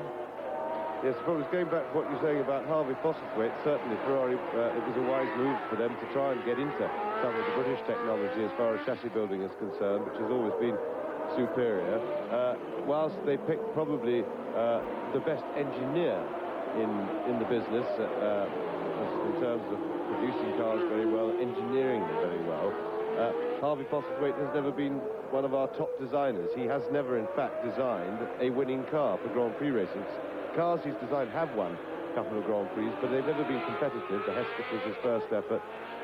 We won one race with that, but that was against the form. The car wasn't really up to it, and his subsequent efforts were never winning cars. He won a car with Jody Scheckter, with the Wolf car he designed, but again, it was through good preparation, good engineering, rather than through being fast. And being well driven, of course, in Jody's case. Now, something I can tell you significant from our lap chart and personal observation is that René Arnoux, in the second of the Renaults, and Alain Prost is leading in the first, is gradually slipping down through the field. He was in 7th position. He's now in 9th place, and ahead of him are Derek Daly, who is 7th, and Jacques Lafitte, who is 8th, both of whom have somehow scrambled past Arnoux, while we have been concentrating on this battle. And on lap 11, to which you have to have the 6 laps from part 1, in the lead, Alain Prost still. Keke Rosberg in 2nd position, about 6 seconds behind the leader. The battle for 3rd position, which you are looking at now, with Didier Pironi in the Ferrari in 3rd place. Bruno Giacomelli in the Alfa Romeo 4th. Eddie Cheever in the Talbot 5th. Niki Lauda in the McLaren in 6th position. Then, as I said, Derek Daly in 7th position, Jacques Lafitte 8th, René Arnoux slipping down in 9th position, in 10th place Jochen Maas in the March, in 11th place John Watson in the McLaren, and in 12th place is Nigel Mansell. And as we look at Niki Lauda, I draw your attention to one significant point, and that is that Niki seems to be, to me, to be keeping a slightly cautious distance from the 3 cars in front of him. It looks to me as though Lauda is not quite as close to Cheever as Cheever is to Giacomelli and Giacomelli is to Pironi. In other words, Niki Lauda is watching points. Yes, absolutely. Well, I think not so much watching points, Murray. I think with his experience, he realises that there's nothing he can do to pass these boys. So I think he's, for the time being, he's sitting back and letting the young lions sort it out, hoping they might make a little mistake to make a gap for him, because that's really his best chance of moving up places. Because, well, he's closed up there a bit, but I think he's conserving his strength for later in the race. He knows that it's going to be a very long, hard battle, and I don't think he particularly wants to pass, say, Eddie Cheever and just get himself in the middle, which would be much harder work for him. He'd much rather see Cheever and Giacomelli, and there is Cheever having a go around the outside of Giacomelli, but not succeeding, I don't think. No, Giacomelli always had the inside of the corner, but they're beginning to scrap a bit now and letting Pironi get away, which might prompt Lauda then to do something about it and try and move up. But he is the quickest car on the circuit, Lauda. He's put up the fastest lap in this race so far. So I think that unless something's gone wrong with his car, we can't say he's struggling to hold on. Murray's absolutely right. He's watching. Well, you may be confused about how the results are going to be arrived at. Let me tell you that the times of the individual drivers that all finish the first and second parts will be added together, and obviously the lowest time will be the winner, and so on. And at the present moment, I can tell you from our computer information that Keke Rosberg, on an accumulation of the times of the first part and the part that is run so far in the second half of the race, not the second half, second part of the race, is only 5 seconds behind Alain Prost. So it's still a very, very close thing. But I suspect we're going to need some pretty delicate computer work to sort the results out. And it's heartening that at the present moment, most of the runners are still very much in the race. I was saying earlier on that with only a few starting in comparison with the full 26 who were supposed to go at part 2, we were expecting decay to set in pretty early. Well, thank heavens it hasn't yet set in to any great extent. Elio De Angelis has disappeared off our lap charts and we haven't seen him anywhere around the circuit. But it is still then on lap 13, Alain Prost leading, Keke Rosberg second, Prost in the Renault, Rosberg in the Williams. Third, Pironi Ferrari. Fourth is Giacomelli Alfa Romeo. Fifth, Eddie Cheever there in the blue Talbot. Sixth, Niki Lauda in the McLaren. Then, still in 7th position, Derek Daly, and Daly too is starting to close up. He's fought his way past Arnoux, who delayed him a lot, and René Arnoux is still in 9th position. A very unhappy man. I seem to say this every race, but Arnoux has had the most appalling luck this season, and they go virtually into that left-right sequence of bends together, those 4 cars. And there, out of the race, is the ATS of, let's check, the ATS of Eliseo Salazar. So Winkelhock failed to start, and Salazar, the Chilean driver, out of the race. I spoke too soon when I said that the decay hadn't started. Salazar, not the happiest of men in Grand Prix racing at the present moment. Although he finished 9th in South Africa, he didn't finish in Brazil or Long Beach or Belgium or Monaco. He did finish in 5th place at San Marino, and now he is out in Detroit. And Prost, we are conscious all the time, has got this damaged foot after Monaco. You'll remember that tremendous crash he had at Monaco, and the ATS is right on the racing line. Let us hope that the marshal somehow can drag it out of the way, as Rosberg is right up with the lead. Yes, they're not heavy. They should be able to manhandle that just back a little bit down the track and clear it off the racing line to give the drivers a clear exit. Would certainly help. It's interesting because after Prost had pulled away a little bit. Not doing this by design. He's not letting Keke Rosberg get this close because he's that confident. In my mind, he must be having little problems, because if I were that race driver, I would rather build up more of a cushion, if you could put it that way, because if anything did go wrong, or I got held up in traffic of slower cars, then I would want to just have a little more breathing space. So right now, Keke Rosberg is putting a lot of pressure, in my mind, on to the Renault of Alain Prost. And notice how he is gaining. Rosberg is gaining on the turns, and Prost still with the turbo moving it out on the straight. We'll take a break and come back to Detroit Live. And here we've got a replay. In the background, you'll see Salazar's car just go straight on. He obviously went a little bit wide on the corner, got the super zit, and there we go, crunch. Off comes the right-hand front wheel, car buried in the wall, Salazar completely unhurt. Rosberg, and so with this 3+ second lead that he's got from the previous heat, he may have opted just to take a pretty steady race at a nice steady pace and just make sure he makes no mistakes, thereby rendering the old story with a turbocharged power, making it impossible for Rosberg to pass. And he's got a 3-second cushion just in case Rosberg does get past, and he can then go for a big chase. We talk a lot about tyres in Grand Prix racing these days because they're so critical, and a few words on the situation here could be highly relevant, because the 2 giant tyre companies of Michelin and Goodyear roughly split the Grand Prix teams between them. And look at that, Rosberg going through, or trying to. Now Rosberg has come right back from a 3 seconds gap which had started, and now he's really harrying, kicking Alain Prost. He was certainly using the surprise tactics there. He surprised me anyway, that was for sure. I certainly didn't expect an attempt there, but whilst it looked like an awful long shot and very ambitious, it wasn't so far off coming off. So Rosberg is obviously keeping well on his toes and thinking well, because there was no doubt that that was an attempt to catch Prost asleep, and he certainly woke me up. I think he probably did catch Prost asleep, but he was just a little bit too ambitious to make the space. Keke Rosberg in effect saying, watch it, mon ami, because if you put one wheel wrong, zap, I'm going to be through. And Keke Rosberg is a very, very determined, hard-charging driver. And of great significance is the fact that Keke Rosberg is acknowledged to be very hard on the driving rear tyre. Now, they both drive, I know, and here he is having a close-up right on Alain Prost. But whichever rear tyre it is that is doing the most work on any circuit is the one that tends to suffer with Rosberg. He is very, very hard on motor cars. For instance, when the car came back from the Brazilian Grand Prix, in which Rosberg finished in 2nd place, although he was subsequently disqualified. Although he had run the whole race distance seemingly all right. The monocoque was a complete write-off and had to be replaced because Rosberg had curved it and distorted it so much that it was a throwaway job. So he's a very hard man. Will the car last? Will the tires last? Right, we are now on lap 16 as Rosberg tries and Prost refuses.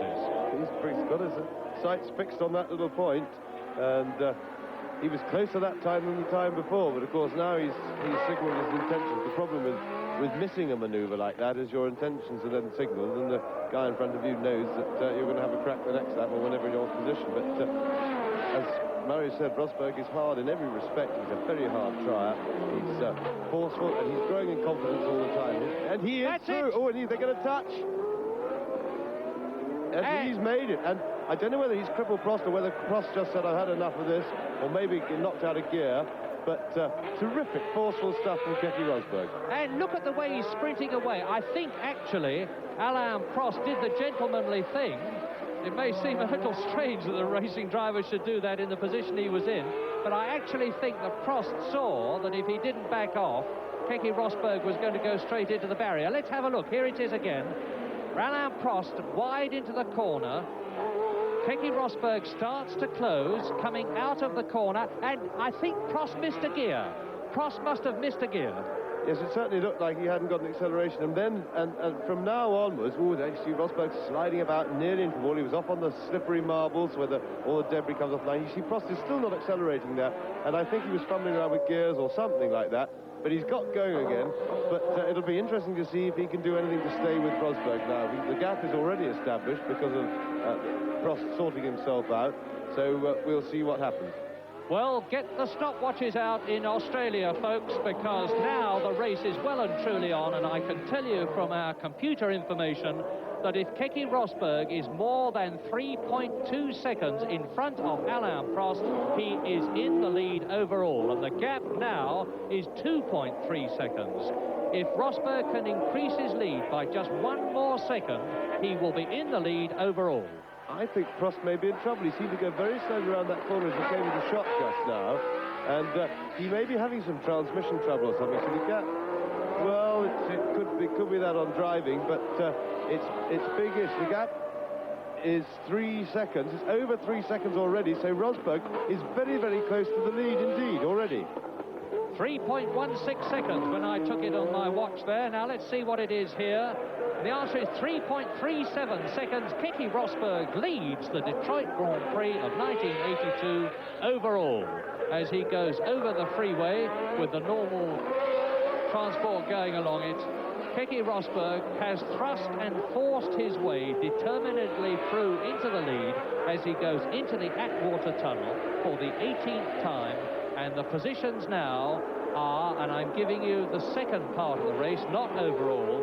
Keke Rosberg leads, and this is the first full lap which Keke Rosberg has been in the lead as he goes past Salazar's broken motor car, with Alain Prost now in second position, and still the battle rages for third between Pironi, Giacomelli, and behind Giacomelli, Cheetham. Keke Rosberg urgently needs just to calm down right now and take that little bit of adrenaline out of his driving. No doubt it was all very exciting that instant. He's got into the lead, but he's streaking away, and it would be just cataclysmic to make a mistake now. I don't think he will, but he's really driving on the limit, and that isn't absolutely necessary right now. I know it's nice to build a lead in a couple of laps and then relax, but he can afford to drive defensively right now. And he leads overall by 0.7 seconds. He leads this part by 3.9 seconds. Niki Lauda is still in sixth position, and Prost really does seem to be slowing down, almost stationary there. That was the same spot that he came round very slowly on the last lap, Murray. Now, I don't know whether that's some sort of a fuel pickup problem, but it seems awfully full of petrol for that. Usually when you get a point on the circuit, it's always the same that the car slows down. It usually means there's something like that, but yes, he certainly stretched it out quite a lot, and so for some reason Prost is slowing right down there. Whether he's having, I surmised last time that it might be gearbox trouble, he might be having trouble getting gears. It's a very likely fault to have on this circuit because it's going to give those gearboxes an awful bashing, but Prost has dropped right back now with that evident problem, And look how closely now Pironi, Giacomelli, Civa and Lauda, 3rd, 4th, 5th and 6th are behind the new second-place man, Alain Prost. Prost, there is no doubt about it, has got some problem in the cockpit. Whether it might even be him, of course. Let us not forget that Alain Prost hurt his foot at Monaco, and this race is going to be extremely grueling for him. He's broken a big toe. He has been walking about in considerable pain. Niki Lauda now right up with Civa in 5th position. Civa 5th and Lauda 6th. There are Pironi, Giacomelli, Civa, Lauda. This Detroit Grand Prix may have been at time getting away, but it's great stuff now. Yes, certainly, because Lauda looks as if he's had enough of sitting at the back of that group and is definitely lining up to have a look-see for a way past. So we've really got it going. I should be interested to see what happens. Oops, and Giacomelli just recovers that. He very, very nearly spun it. He did well to recover. Lauda trying to have a go through, but Civa is the only one to benefit from that mistake. He nips up. We'll now see if Civa can do anything about the Ferrari in front. Meanwhile, of course, they're catching up on Prost. And what might happen if Prost reduces himself to a crawl around these blind corners, and things as Lauda having a go through, and Lauda nips through past Giacomelli, so Giacomelli's having a lap that he would prefer to forget. And smoke pouring off Lauda's tyres. And a very quick word just to talk about this tyre position. In the lead now is the Goodyear shod car of Keke Rosberg, and of course it is terribly important to Goodyear that one of their runners wins here at Detroit of all places. Prost there on Michelin, then Michelin with Pironi, Michelin with Civa. Niki Lauda is also on Michelin, and so is Giacomelli. So in the first 6 cars there is just one Goodyear shod runner, but it's the most important from their point of view because it is the leader. And now John Watson is moving up from the field. You just see a flash of him in the background. John Watson is in 7th place, having come up from 13th.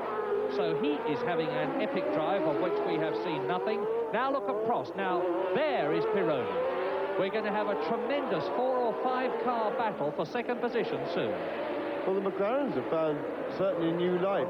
They look very much revitalised, and it wouldn't surprise me if Lauda put up the fastest lap before he got stuck in the traffic and couldn't do any fast lappery. Watson's obviously going very fast, and I think we could have had a potential McLaren win yet again in this race if it hadn't been for this big traffic jam and a couple of turbos, which Lauda has got to deal with, and Watson, if he's going to do anything later in the race, will also have to deal with, because meanwhile it's letting Rosberg build his lead, but his lead is not too big to crack, depending on, or certainly not from this position, just depending on how long it's going to take Lauda to, and/or Watson, and/or Civa for that matter, to dispatch with these turbocharged cars.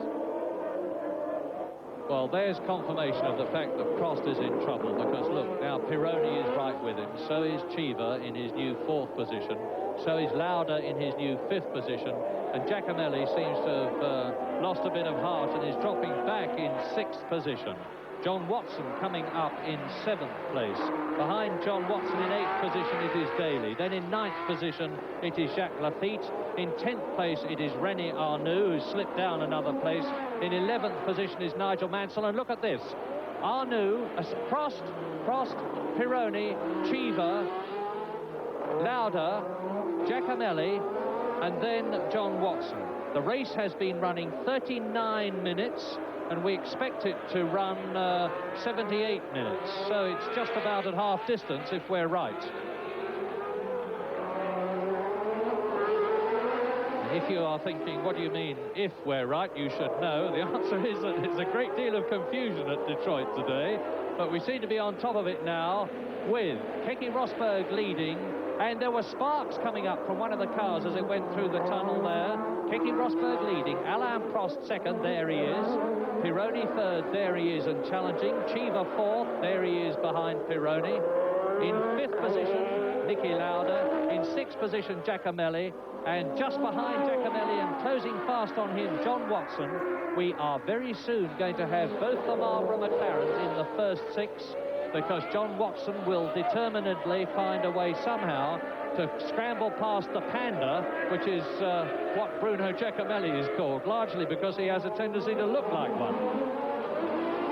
Prost, Pironi, Civa, Lauda, Giacomelli, Watson. That's how close it is.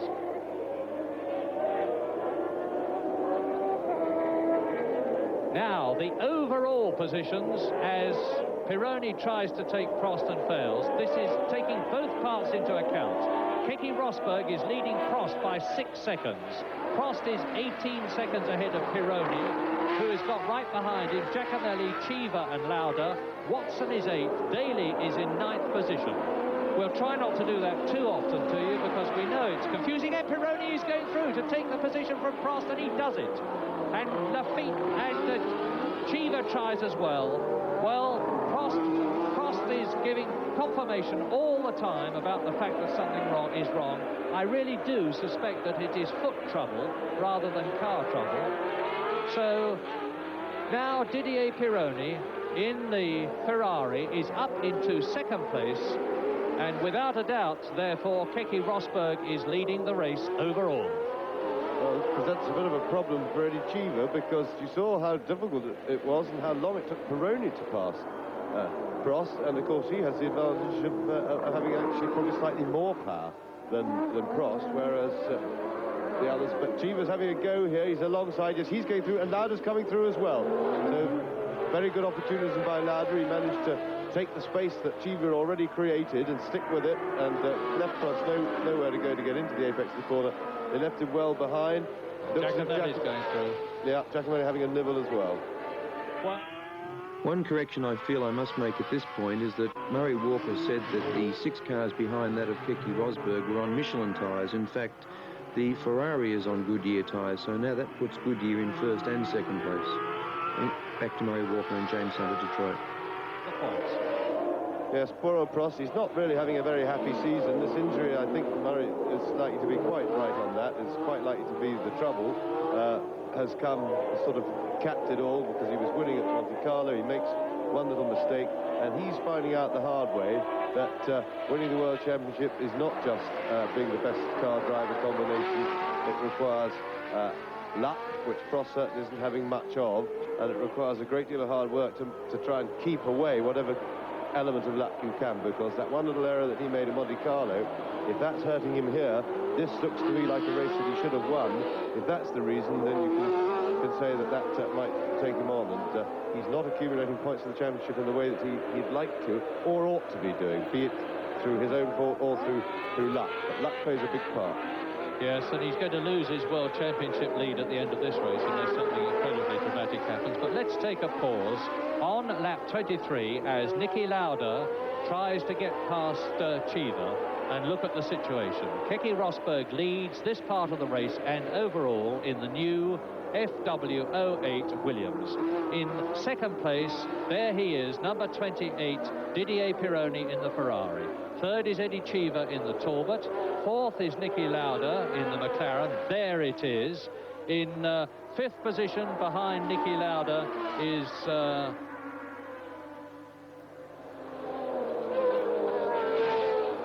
we are on lap 24 in part 2.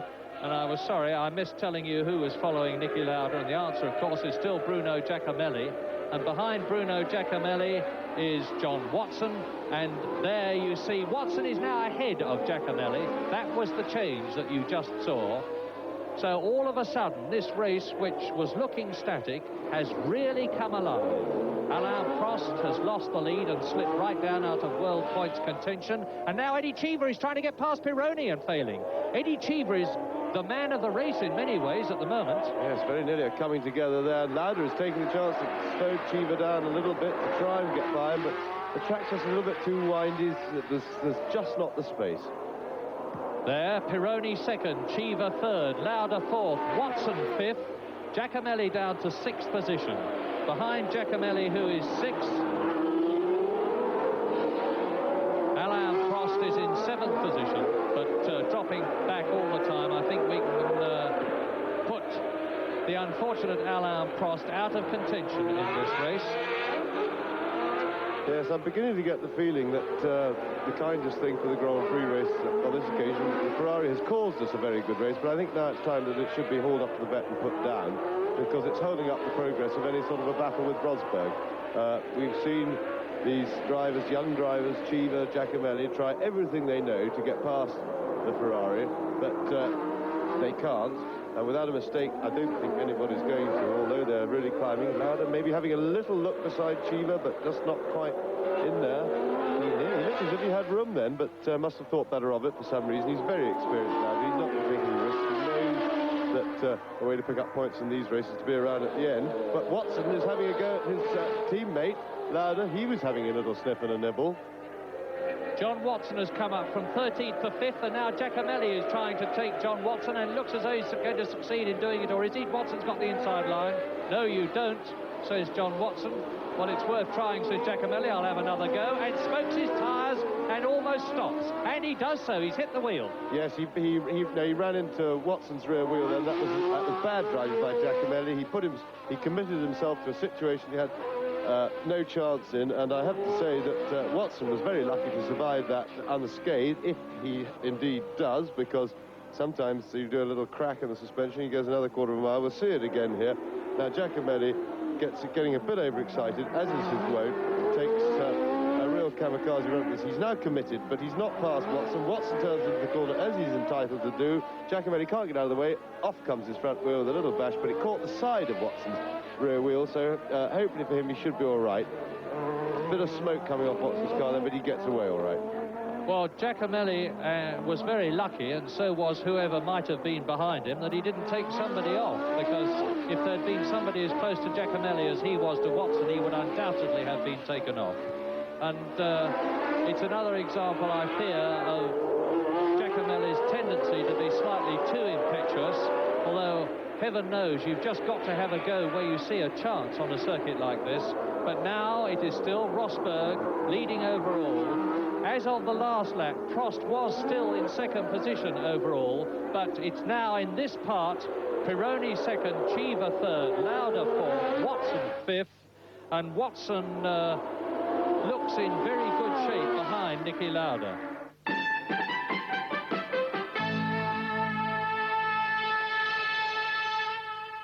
And Prost in the pits, Alain Prost, who led and dropped right back out of contention, looks as though he is now effectively out of the race. And once again, we have the story of the Renaults having shown so much promise only to fail in the race. And there is the order, and we're looking at the battle for second position with Didier Pironi in the Ferrari, followed by Eddie Cheever in third place. Niki Lauda is fourth, John Watson right behind them in fifth position. And the gap between Keke Rosberg, the leader, and Pironi in second place is just under 21 seconds. So Keke Rosberg really only has to keep going, although there's a long way in the race still to go in order to win. They go past Salazar's broken motor car with Cheever third, Lauda fourth, Watson fifth. An amazing turnaround for McLaren's in this race, because they really had a nightmare. It was Watson having a go at Lauda, and he's through. Watson just came out. Lauda obviously let him through there. That was a clear case of that. He probably feels that Watson, well, he can see that Watson's going very well indeed. He probably feels that he's had a long enough shot to doing something about it, so the least he can do is let his teammate have a crack at it. I suspect they may well be running different compounds of tyre. This has happened in the past in Belgium when John Watson won. Lauda was well ahead of him and then slowed down. McLaren's like to take a double punt on the tyres, and as a result of that they're leading the Constructors' Championship. But they had a nightmare practice. They were both in double figures. Watson was 17th on the grid, but look at him now. He's really storming. And he's really storming and taking Cheever through into third position. From 13th place goes John Watson, and by the way, behind this lot in sixth position is Jacques Lafitte in the second of the two Talbots. So Pironi, and now Watson's going through into second position. Unbelievable, but he's done it. What an amazing burst of driving. He's done on one lap, overtaken three cars when everybody else has spent the whole race failing to overtake anybody. Absolutely marvellous stuff by Watson, but it does underline the fact, look at the way he's just streaking away. I think you can say that was fine teamwork and fine driving by Lauda to let Watson through. He realised and worked out that Watson was in fitter condition with the car and ready to have a go. Here we're going to see it again. This is how Watson got past Cheever. He came out of that previous corner well. He had a little bit of extra momentum. He gets inside. Cheever sees there's no room. He squeezes through the tiniest gap. Terrific stuff. And then he just allows his momentum and adrenaline to carry him right past the Ferrari. I think we're going straight on here because he squeezes inside him at the very next corner. Fantastic driving. Well, it seems John Watson's really got the bit between his teeth, and with a bit of luck we might just see a replay of the Belgium Grand Prix with Watson slowly but surely hauling in Keke Rosberg. In the meantime, Prost has pulled into the pits and he's out of the points altogether. I cross you back to Murray Walker and James Hunt. Watson, number 7 there, is now 2nd overall to Keke Rosberg, and this is taking both parts into account, and is leading the World Championship. Very important indeed. So, on lap 28, and we don't know, frankly, how long the race is going to run. We expect it to run 64 laps altogether, taking into account the first 6 laps. It is Keke Rosberg leading, John Watson in 2nd place, Didier Pironi in the Ferrari there, the leader of these cars, in 3rd position, Eddie Cheever in 4th place, Niki Lauda in 8th position, in 5th position, and in 6th position Jacques Lafitte is coming up through the field. So the work that the Talbot, there's Lafitte in the background, the work that the Talbot people have done on the cars since Monaco, when they were an abysmal failure, has been enormously successful, with Cheever driving the race of his life in 3rd position and holding Pironi and keeping ahead of Niki Lauda, is driving superbly, and Jacques Lafitte going very, very well in the 2nd of the new Talbots. Now, Lafitte, Cheever challenging in the tunnel, is he? We've never seen anybody try and pass in the tunnel. It's very wide, notably wider than the one at Monaco. Pironi, 3rd. John Watson, it's quite incredible, this. I said earlier on that John Watson was in 13th place, and he was. He has climbed up 11 places through the field on this tortuous, extremely twisty and very bumpy in parts, because that's one of the driver's complaints here at Detroit. And that's why John Watson, the fastest lap, 1 minute 51 seconds, and that is a speed of 80.6 miles an hour. Much slower than we expected it to be, because the Renault computer before this race, having looked at the course, said that the lap speed would be about 85 miles an hour. Well, we're having to take a check on whether Watson is in fact 2nd overall, because he was 13 seconds behind Prost on the first leg. But we'll see. Meantime, Pironi, Cheever, Lauda, Giacomelli out of the race, of course, De Cesaris out of the race, Salazar out of the race, and there's Lauda taking Cheever. Lauda goes through, moves up a place. Eddie Cheever lost his previous place on that corner. So now Niki Lauda is starting his charge, and there is definite indication there that the McLaren car is absolutely right for this circuit. Watson has charged through from 13th to 2nd. Niki Lauda, a very, very seasoned campaigner, is now up into 4th position. Yes, I think Lauda's making a big push now, Murray. He seems to have suddenly taken a little bit more of an edge to his driving, just looks a little bit keener, a little bit jumpier in the cockpit, and that's probably the stimulus of seeing his teammate John Watson just rocket through past that group once he got his momentum going, and then disappear so fast that he went straight out of our camera shot. We haven't seen him since. We don't know how far ahead he is at the moment and how fast he's gone away from them. Well, I guess the producer will see Keke Rosberg on one of his monitors, and this is the battle in the race, and we reckon with 29 laps completed, plus 6, that makes 35. There's about another 29 laps to go, about as many laps to go as have gone already, with Giacomelli's car parked there, with Keke Rosberg leading by at least 20 seconds, with John Watson in 2nd position. This is the battle for 3rd, 4th and 5th. Didier Pironi in the V6 turbocharged Ferrari third. Find a way past this mobile chicane, because the Ferrari has been proving itself to be faster on the straight stretches, although he has certainly been slow around the braking areas. And there you can see how Niki Lauda really closes up on, tucking himself in behind the rear wing of Didi. Keeps his line and moves up a place. And Mike, there is Lauda past Pironi. And now Chiva's having a go at Pironi. This really is a race of changes all the way round. But in the front still is Keke Rosberg, but John Watson, you can't see it, we can. John Watson is closing up on Keke Rosberg, having flown through the field from that lowly position, starting on the grid in 17th place and nearly losing it. Niki Lauda holds it as he goes into the Atwater tunnel.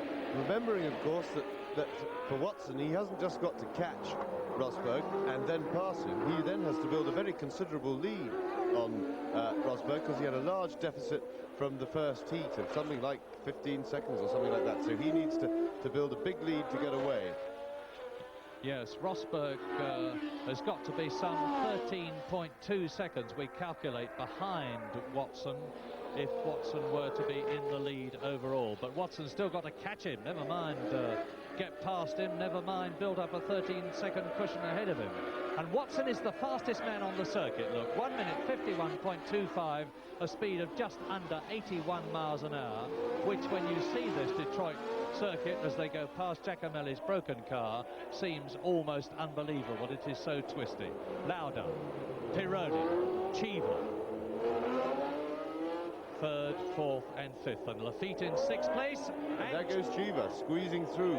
Excellent maneuver. He did it where Rosberg was trying to do it to Prost, but they're not getting away from Pironi with anything like the alacrity that John Watson showed. And there's Watson in the lead of the race. We didn't see him pass it, but that's Rosberg behind him, so Watson has just taken the lead on the road.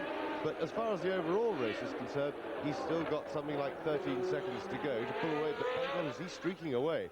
And it must be that he's running different tires to Lauda, and therefore probably different to a lot of other. Here we see it again. He's just pulling out of the slipstream into the out-braking position, taking the inside line for the corner, and there goes Keke Rosberg's immediate lead, but not his overall lead. 37 accumulated laps, including the 6 of the first part completed. If Watson can go on and win this race, he's certainly going to consolidate his World Championship lead. I'll return you back to Murray Walker and James Hunt. Two-part race. Rosberg is plus 15 seconds on him, or thereabouts, from the first half of the race. So he's got, you see there in the caption, Rosberg is still ahead. In fact, Pironi is still in second place, according to that.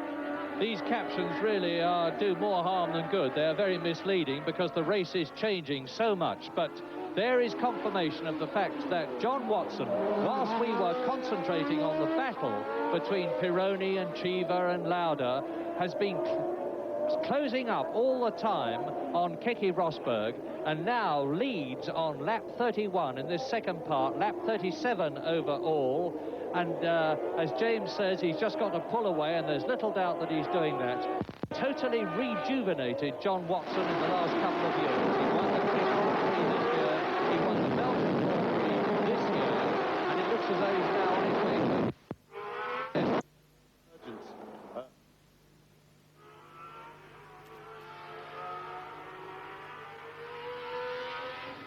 It looks very much to me as if Rosberg's tyres are going off. It would appear that Watson very wisely before the race has chosen to start with a harder compound tyre, and of course this is allowing him now to ask more of the car and the tyre later on in the race, and they're standing up to it very well. Rosberg, on the other hand, along with Lauda, looks like they may have started with a slightly softer compound and are paying the penalty now. I think that Watson has got the capability of consolidating his lead to make up the deficit that he had in the first heat. And, of course, if he can do this, he'll win the race overall. And, as I said before, well and truly consolidate his position in the World Championship. I return you now to Murray Walker and James Hunt at Detroit. Well, one of the things that Watson has got, of course, is experience. More of it than anybody in this race, even including Niki Lauda, because this is his 128th Grand Prix, of which he has won 3. 2 pole positions, 4 second places, 6 thirds, and John Watson's driven for the Surtees team, for Brabham, for Penske and for McLaren.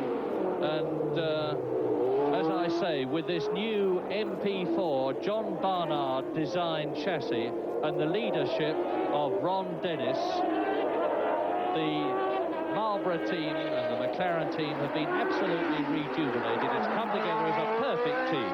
Well, that wide aerial shot that we just had showing the distance on the road between Watson and Rosberg is probably the last shot that we'll get. Oh, we might get a couple more when we can still see Rosberg in the background if we're looking at Watson, but it looks to me now that it's plain sailing for John Watson. All he has to do is keep himself together, keep his car together, hope that the car, in all other respects, keeps itself together, and it looks like he's heading for his second Grand Prix win of the season and the lead, and quite comfortable lead of the World Championship. Yes, well, while you've been talking, James, I've been doing some calculations, and John Watson has got to keep at it, because actually, remembering the fact that he had a very bad first part, he has actually got to get 23 seconds ahead of Rosberg to win the race overall. Now, he's not anything like 23 seconds ahead of him at the moment, but as I said, there were then 50 minutes more to go. There's, say, 45 minutes more to go now, which means to say that John Watson has actually got plenty of time to ease out and extend his lead over Keke Rosberg. But by the same token, he's got plenty of time to make mistakes and for something to go wrong with the car. Just in my head, that's about getting on for 25 laps to go, and he's already must have got 7 or 8 seconds on it, so he's looking at well within a second a lap, something like 2/3 of a second a lap, and looking at it now just with the naked eye, it seems to me that he's pulling away at much more than a second a lap, so he's well on schedule. It's just a question if he can keep it going. I think Rosberg may be struggling with his tyres a little bit, have slowed down, struggling for grip, and it's of some interest to me. We can't see from our commentary position enough of any of the circuit, and therefore we can't see if Rosberg is actually falling back towards Lauda. Well, overall, the computer says that Rosberg is leading, Lauda is second. This is not just this part of the race, it's both parts of the race. Rosberg leads, Lauda second, and Watson, who is leading this part, is third overall, now 18 seconds behind Rosberg. So as James says, he is pulling away from Rosberg in this part and closing up on Rosberg on aggregate, with Cheever in 4th place overall, Pironi in 5th place overall, and Lafitte in 6th place overall. Yes, that last computer result is 2 or 3 laps old. I suspect it's already changed quite dramatically, because I would think Watson must now be in 2nd place and must also have reduced that gap a bit further to Rosberg. But I'd be quite like to see, as calculations are pretty difficult for us, as we can't sit up here and click watches as the cars go past the start-finish line to get gaps. It's proving a bit of a handicap for us, but let's hope we get the computer to do all that work for us and give us an update in a minute. Well, John's still driving very hard indeed. You can see by the positioning of the car on the corners that he's really giving it plenty of welly, so he's getting signals from his pit, which is indicating to him his overall position, no doubt. And that's Lauda. That's Niki Lauda. Niki Lauda stopped. Well, this race is having drama after drama, a late start, but now the double world champion of 1975 and 1977 is out of the Detroit Grand Prix, which means to say that John Watson leads this part of the race. In 2nd position is Keke Rosberg. In 3rd position was Niki Lauda, but now up into 3rd place comes Eddie Cheever. Up into 4th place comes Didier Pironi. In 5th position it is Jacques Lafitte, and in 6th position it is Derek Daly, followed in 7th place by Nigel Mansell. In 8th position is Jochen Maas. In 9th position is René Arnoux. In 10th position is Mark Surer. In 11th position is Michele Alboreto. And in 12th place is Brian Hinton, followed by the last runner, and there goes Pironi off. Well, tyres are starting to go, I suspect. Yes, well, possibly human exhaustion as well. Very combination of the two. And there is Rosberg with Cheever right behind him. Pironi went wide at the corner there, made a big mistake, lost a bit of time, so he's lost touch. But Cheever is now climbing all over the back of Rosberg's car and looks favourite to get past him as well. But he, again, will have to make up a fair few seconds on top of getting past Rosberg in order to deprive him of second place.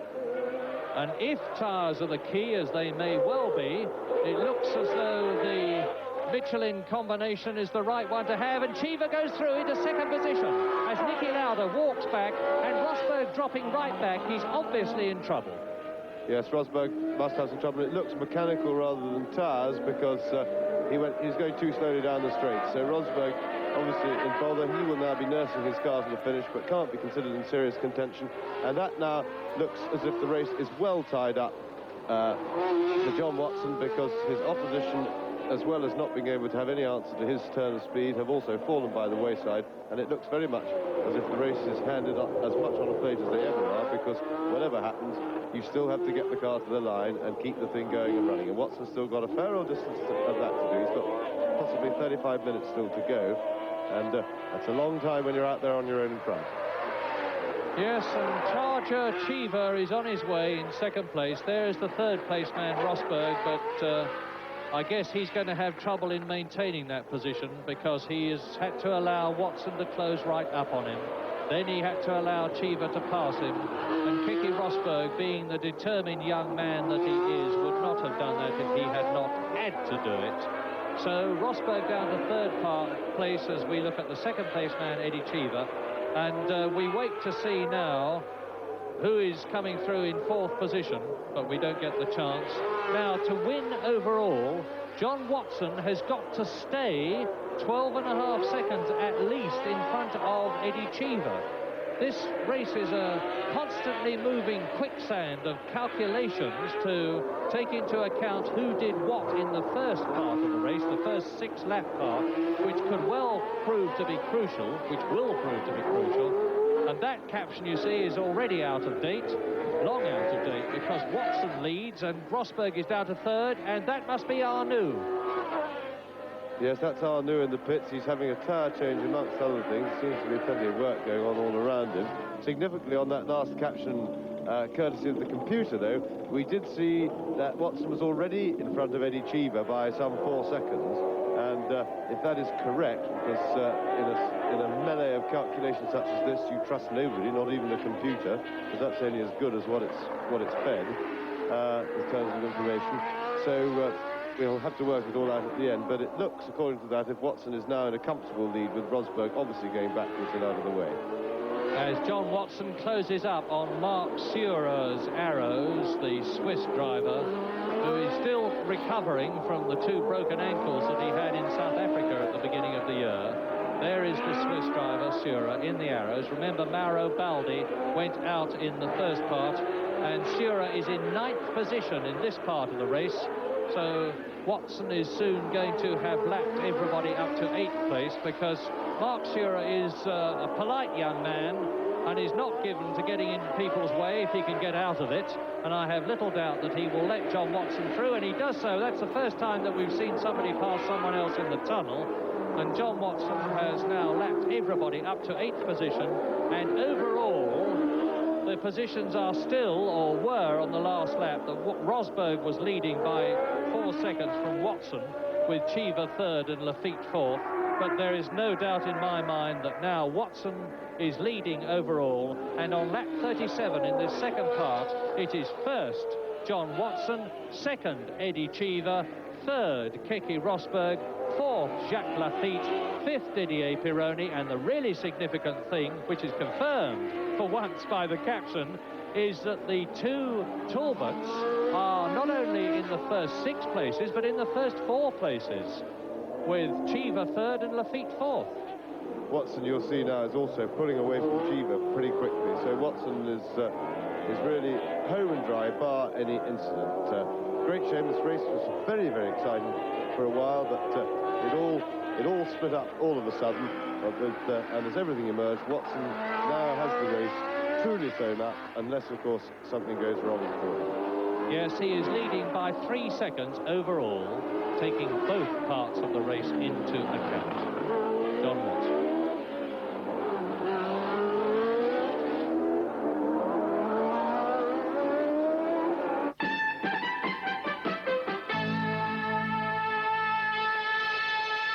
Converted Coast Guard cottage, been driving for 18 years to achieve those 3 Formula One Grand Prix victories, and last year he really came good again with the new MP4 McLaren, and up he comes again, going straight through the field, and the car that he's taking there is Jacques Lafitte. Chico Serra, my apologies, that's Chico Serra's car, the Brazilian in the Fittipaldi car, who was lucky to get a run in this race because he didn't get going in the first part properly, and that break after the first 6 laps when the race was stopped has enabled Chico Serra to get back into the contention again. It's the most extraordinary thing, having watched this race and well, all season basically, that Watson has struggled so badly in qualifying. The Belgian Grand Prix, he won in a very similar situation of whether, certainly there, it was very much a victory for tyres. He chose a harder compound than either Lauda, his teammate, or most of the other runners. And he struggled all through the first half of the race, just maintaining a fairly lowly grid position. And as the tyre pattern and situation, the state of the track changed, Watson suddenly came alive. And from half distance onwards, he was storming through the field, taking a long time to overtake. And you remember, he just managed to force a mistake out of Rosberg, who was struggling on worn-out tyres and dodgy rear brakes. Right at the end of the race, he forced him into a little error under pressure and was able to nip through and win. It was a very late judgment, but Watson will be examining. If he's going to win the World Championship, he's going to have to examine ways to get that McLaren round faster in qualifying. It's not a problem peculiar to him, because he's never been a lot slower than Nicky Lauda in qualifying. Lauda has, as it would be expected, been a little bit quicker generally, but for instance here and also at Monte Carlo, neither driver was. And there is one of the Lotuses. Nigel Mansell getting out of his obviously broken Lotus, and now on lap 40 of this second part, lap 46 overall, with John Watson in the lead in the second part. He is also in the lead overall.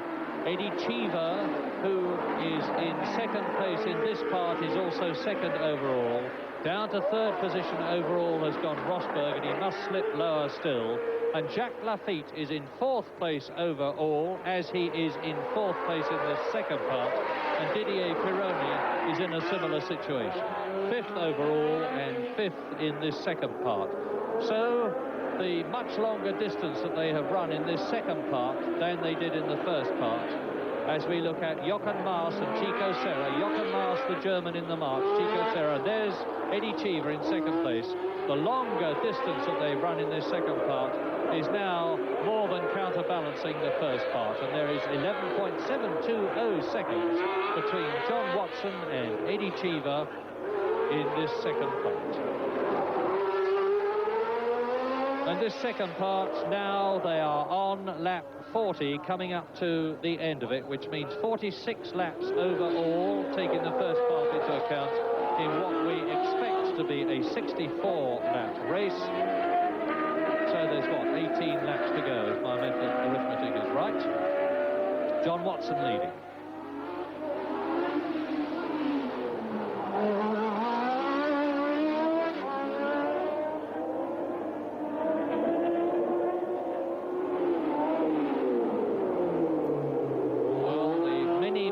Thousands of Americans who have turned out in Motown, Motor City, Detroit, had their patience sorely tested with all the aggro that happened in practice, and there are Mass and Chico Serra. They had their patience even further tested, Mark Sura going through with the delayed start.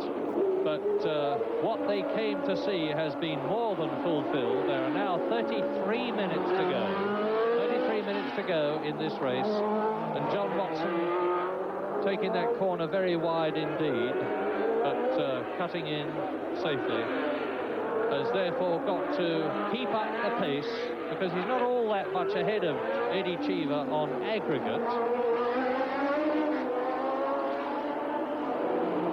There is Cheever.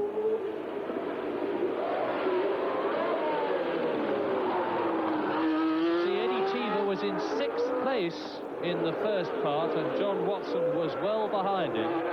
Those are the positions after 46 laps, and as you see, John Watson's only leading Cheever by 3 seconds, because 46 laps is the full part. No, that's the overall position. He's in fact 14 seconds in front, because he's pulled away so fast. It's confused everybody. Well, it certainly had me. It certainly had me going there. John Watson. Now let's look down the lap chart and give you the positions on lap 40 in this second part, with John Watson leading in the McLaren Ford V8 powered, Eddie Cheever second in the Talbot Matra V12 powered. In third position, it's still Rosberg who is holding on, although we haven't seen much of him. In fourth position, it is Jacques Lafitte. Rosberg, of course, in the Williams. Jacques Lafitte in the second of the 2 Talbots, which are therefore second and fourth.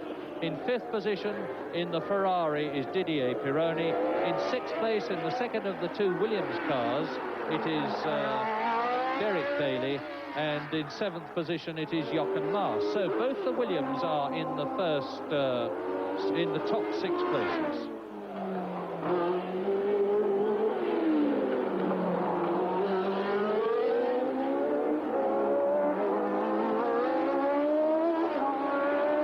Well, you can tell a lot better than I can, James, looking at John Watson, how hard he is driving. How hard would you say he is driving? Well, we haven't been following him around that closely recently, but I would say he's driving steadily. He's still giving the pressure on that, and that is Jacques Lafitte with a bent nose cone. We don't know how it's achieved, but the front wings do very little on the cars these days, so that may not be hurting his aerodynamics too much. He seems to be scrapping it in with the others there, so he's trying to fight his way past Keke Rosberg, and has got the Ferrari there. In fact, there's quite a little battle going on there. But Watson has now eased up a little bit. He seems to be going a little bit harder right now than he needs to be, but I think he's so comfortable and the car is running so well that he's just sort of keeping going. He's within himself, but he hasn't specifically slowed up, and that's probably quite a wise thing to do, because out there in a situation like that, drivers know only too well, or experienced ones do, what sort of confusion can go on in the pits at times like that. And Lafitte has got pie, and he's passed Rosberg, so now he's got to build that lead on Rosberg to catch what the deficit that he had in the first race in order to take it into third place. I suspect that Jacques Lafitte stuffed the nose of his Talbot into the gearbox of Keke Rosberg's Williams, trying to get past him. Anyway, he's succeeded now. So we have Talbot's second and third, which is something we certainly didn't think would happen for some time when we watched the Monaco Grand Prix, when they were in such disastrous disarray. And it says a heck of a lot for Jean-Pierre Jafouille. And Pironi goes past. Rosberg is dropping back now. Pironi then through up into fourth position, having been second at one part of the race. So with Rosberg now in fifth position, and in sixth position behind him, Derek Daly. Take no notice of the captain. John Watson is certainly leading. Cheever is certainly second. Jacques Lafitte is now third. Up into fourth position has come Pironi, as we look at Jacques Lafitte in his very bent Talbot. There's Pironi behind him in fourth position. Then Keke Rosberg in fifth place, grimly holding on because he's still in the running for 2 World Championship points. And Derek Daly coming up in the second of the 2 Williams cars to hopefully get 1 World Championship point. And place 1, that's one of the McLaren, place 1 plus 18 points. That is the signal to John Watson with, we reckon, some 25 laps to go, will be the third line of the equation.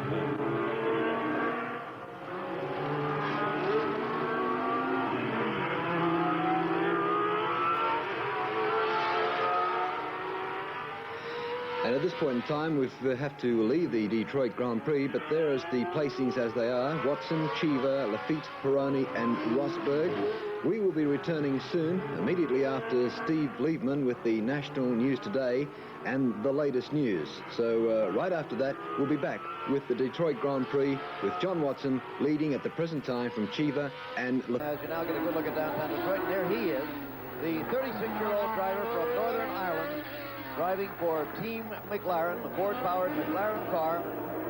He has had one win earlier this season in the Grand Prix of Belgium and a second in Brazil. And if he wins this race, he will easily take the lead in the overall season-long battle for the championship. He will have 26 points. In second place will be Pironi. If he stays where he is, 19. They tell him he is 28 seconds ahead of Eddie Cheever. That's overall. He's actually more than that on the race course. But the important thing is, how many seconds overall? Well, he has a 28-second lead. So, Jackie Stewart's been watching all this. What's your comment? Well, he's also got 18 minutes left in the race. Because this is going to be called a 2-hour race, he's got 18 minutes left. So therefore, the pit want him to know that. If he has to conserve the car, if he has to take it a little bit easy, he knows that there's only 18 minutes left. Unquestionably, John Watson will be getting tired now. Physically, it's an extraordinarily tiring experience to drive a car. Now, here's Eddie Cheever, the young American, driving very forcibly indeed. A remarkable performance in front of his own home crowd in second position. That's right, and the best he has ever finished in his Grand Prix career is third. That came in the Grand Prix of Belgium not long ago in this year of 1982. Chris Economaki has Nicky Lauda in the pits. Chris? Nicky, you look like a race fan at this point of the day. Like you're rooting for John. He's doing a beautiful job. I tried to outbrake Rosberg down there, and he cut the corner. You know, he cut the line. It was really my fault because I shouldn't have tried it down there. So I jumped over him, took airborne. Too bad. You're rooting for John Watson, I'm sure, huh? I hope he wins. Better luck next time, Nicky. Thank you. Okay, Nicky Lauda. Pretty noisy down there. Former world champion Nicky Lauda. Yes, Jackie? A very honest declaration from a man of enormous experience. He therefore said that Keke Rosberg, he felt, made a slight mistake, but it was his fault that he had allowed himself to be put into a set of circumstances where he could be endangered by Rosberg putting him out of the race. That's a very mature way to look at it. It's not a question of saying somebody else was at fault. He knew himself he shouldn't have been there at that moment. Nicky Lauda, a wise man. The great champion would normally react that way, whether it's Bill Shoemaker in horse racing, Nicky Lauda in motor racing, Jack Nicholson golf, whoever it might be. There is the leader, John Watson. Ironic and interesting that it was just yesterday he was involved in an incident during practice in the rain here. It would have been possible he might not even have been able to participate, but there he is leading, going through the tunnel as we come to you live. But this was yesterday. John Watson in the red and white car. Watch it, car number 7, coming up behind Arnoux.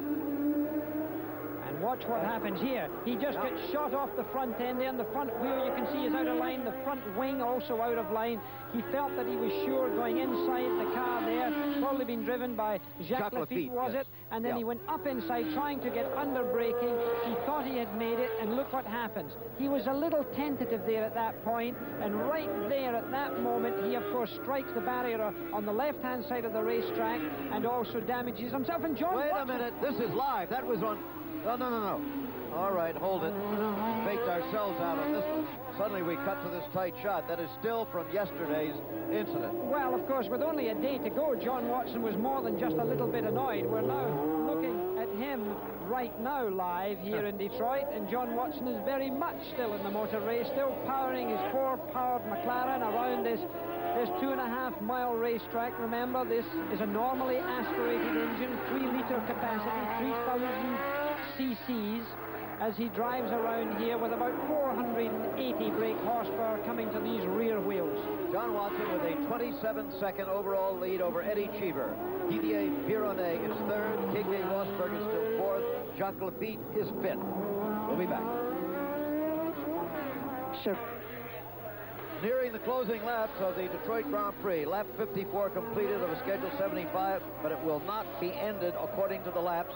The rule is the lap numbers, or 2 hours in Grand Prix racing, whichever shall come first, and it's going to be the 2 hours. So we have about 12 minutes of racing left here as John Watson continues to lead, now by 26 seconds over Eddie Cheever. May be slowing it down just a little bit. Didier Pironi is third, and there he shows by 27 seconds. Yeah. And here is Eddie Cheever in second place, apparently headed for the finest finish of his career and in his own country, the United States. He's spent very little time here, lived most of his life in Europe, still an American citizen. He's 25 years old, makes his home in Monte Carlo, spends a lot of time in Italy, but drives for the French team of Talbot, that's the name of the car, and Ligier, that's Guy Ligier, a former Grand Prix and endurance driver who runs the team.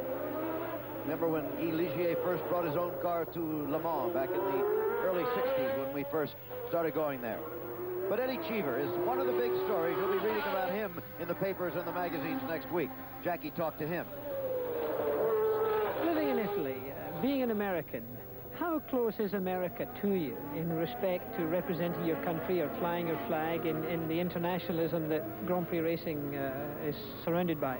Very much so. I'm proud to be an American, and I would never change my nationality in any way, for any reason. But I cannot see myself living in America for a long time. I think after, when I stop racing, I do something else, I would like to move to America. But for the moment, I am an American living abroad, but I'm a proud American living abroad. A very well put statement by Eddie Cheever in second place in this Detroit Grand Prix. So one day he'll probably return home. And of course, the main reason, as I think he indicated earlier in an interview, that he's saying in Europe is to be a Formula One racer, and that's where it is for the most part. Cheever flashing through the picture. Watson first then, Cheever second, Pironi third, Rosberg fourth, Jacques Lafitte fifth in the overall standings. We're going to be coming back for the finish of this race, of course. Right now, we're going to be returning very briefly to our New York studio. ABC colleague Jack Whitaker has been holding forth there, as you know, all afternoon in the post operation, as we call it. So let's go to Jack again right now. Okay, Jack. And now we're back live with the Detroit Grand Prix, where John Watson is still leading, the 36-year-old driver, from Eddie Cheever, then Jacques Lafitte, Didier Pironi, and Keke Rosberg having all sorts of problems. Lap 56, there's around about 20 laps still to go, and Watson opening up a very handsome lead at this particular time. Back now to commentators, James Hunt, Murray Walker. And there he has remained. So 3 different leaders. I'm not going to say anything else about leaders because it is tempting fate, except to say that John Watson is certainly looking secure at the moment.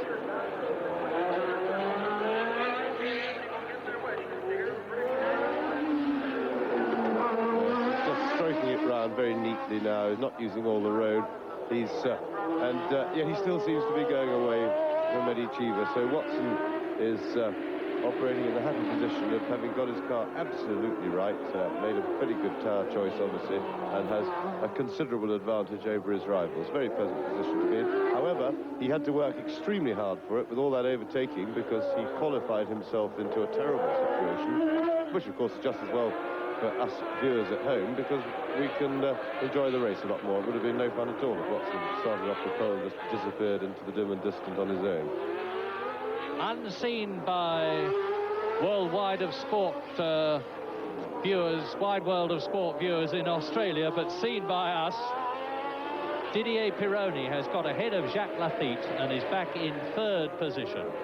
So I would imagine that crumpled nose cone of Lafitte's Talbot, although it would have less effect on a twisty circuit like this, where downforce matters less than handling, has started to affect him, and Jacques Lafitte is down to 4th position in the second of the Talbots, Pironi in 3rd position in the Ferrari, and Pironi, who won at San Marino, who was second at Monaco, is now up into third position in this Detroit Grand Prix. He's actually in third position overall in the World Championship too, only 1 point behind John Watson when this race began. And now John Watson, if he keeps going, will be leading the World Championship after 7 rounds for the first time in his long career. And Cheever, who is the only American in this American race, is definitely about to get his best result. He's now some 40 seconds behind John Watson. And on lap 48 in the second part, lap 56 overall in the second part, John Watson leads Cheever. Pironi is third, Lafitte is fourth. Daly has moved up into 5th position in the Williams, ahead of his teammate Rosberg, who is in 6th place. So both the Saudi Williams cars are still in the top 6 places, and I don't think that Jochen Maas, who is in 7th place, is in fact going to be able to catch Rosberg, provided the Finn, Keke Rosberg, Finnish driver, can just keep going. That caption has now been outdated by what I have just said to you, and you can see that Derek Daly has gained 13 seconds on his teammate since it was posted. John Watson. Last Giacomelli's car with the bent suspension on the near side front.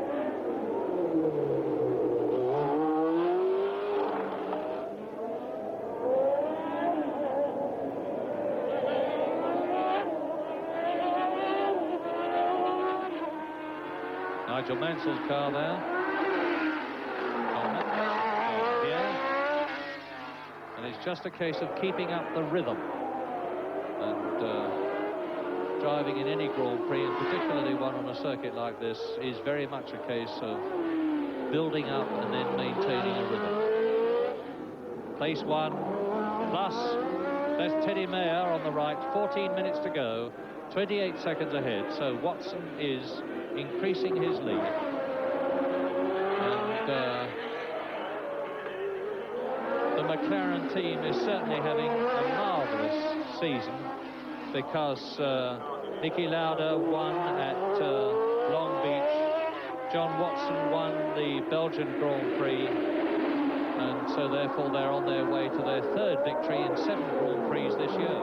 If they are in fact already leading the Constructors' Championship by dint of the fact that their drivers have spread their results so well. So this is a marvellous performance by McLaren as a whole, and a great tribute to Ron Dennis and his section of the team that came in to form a new company just 18 months ago and build the MP4 car. They've revitalised the fortunes of McLaren, which really was a team in disarray before. It had been going downhill ever since the mid-70s. They swung along on the crest for a while, but the team really fell apart, and it was a new management structure and everything, and it's really worked out. And as I say, all credit to Ron Dennis and his men for putting things together, redoing the engineering side of the company, and the results are now showing. And not very long to go now. On lap 50 of this second part, on lap 56 overall, in what, I say again, we expect to be a 64-lap race to make up the full 2 hours.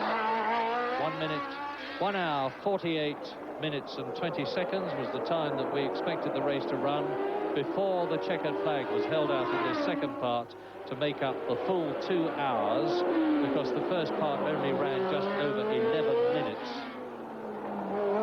before the coming together of Patrese, Brabham and Guerrero's ensign, having been interfered with, as it were, by Elio De Angelis's Lotus 91, brought the first part of the race to a close on the second lap after 6 full laps had been completed. John Watson leading, number 7. The chassis of this car, made in America, made by the Hercules Corporation. And Jacques Lafitte is dropping down through the field because Derek Daly is now up into 4th position. We've just seen him go by. And on lap 50, just coming to the end of it, there's the leader, John Watson. Eddie Cheever is still 2nd. Pironi is still 3rd. But up to 4th position, has gone Derek Daly. In 5th position, it is Jacques Lafitte. And in 6th position, it is Keke Rosberg. There is the 2nd place man, Eddie Cheever.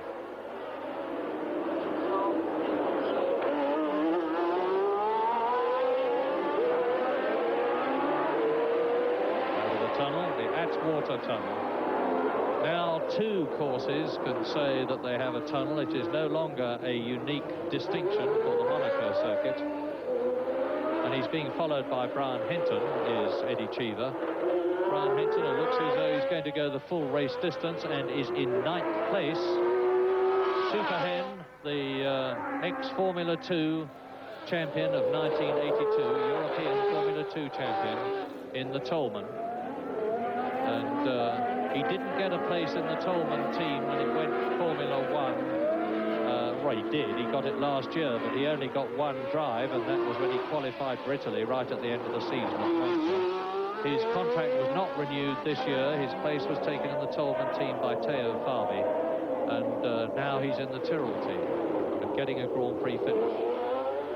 And that's Eddie Cheever pulling away. So Talbot have got a lot to encourage them. They've kept at it. Jean-Pierre Jarier, the ex-Renault driver who won 2 Grand Prix in his career.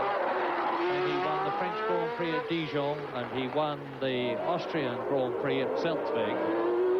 Then crashed very badly in the Canadian Grand Prix the year before last. And when he came back, he tried to drive for Talbot, but had to opt out of driving, became team manager. And since he's very much a technician, has applied all his expertise to making the Talbots go, although he's hoping to drive again. He has declared recently that at the end of the season he's going to test the Talbot, and if he thinks he's capable of driving it, he will re-enter the Grand Prix scene as a driver. That is, if his team owner Guy Ligier lets him, because Jarier is undoubtedly valuable as a developer. That's John Watson. He is now on lap 57 overall, lap 51 in this second part. Just a very, very few laps to go now, about 7 laps.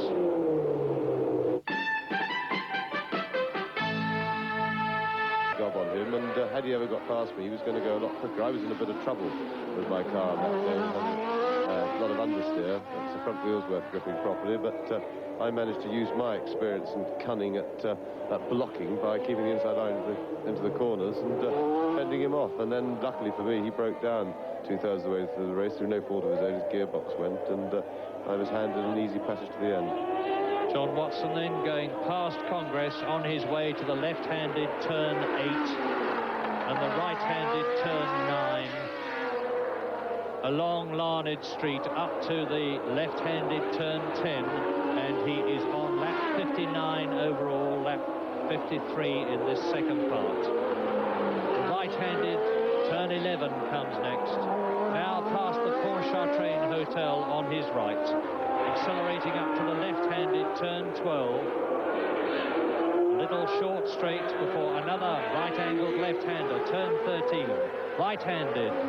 Right angle, turn 14, past the Cobo Arena on his right, into the left-handed 90-degree turn 15, into the Atwater Tunnel with the Civic Centre above him and on his left, out of the tunnel past the Ford Auditorium, into the right-angle turn 16, the left-handed turn 17, the Renaissance Centre on his left, into the kink left, 25 seconds ahead, past the pits, into turns 1 and 2 again. John Watson, with 6 minutes to go as he went past, is leading on lap 54 now, with Eddie Cheever in 2nd place, Didier Pironi in 3rd position, Derek Daly in 4th position, Keke Rosberg in 5th place, Jacques Lafitte in 6th position, and Watson there laps Jacques Lafitte, number 26, who is in 6th position.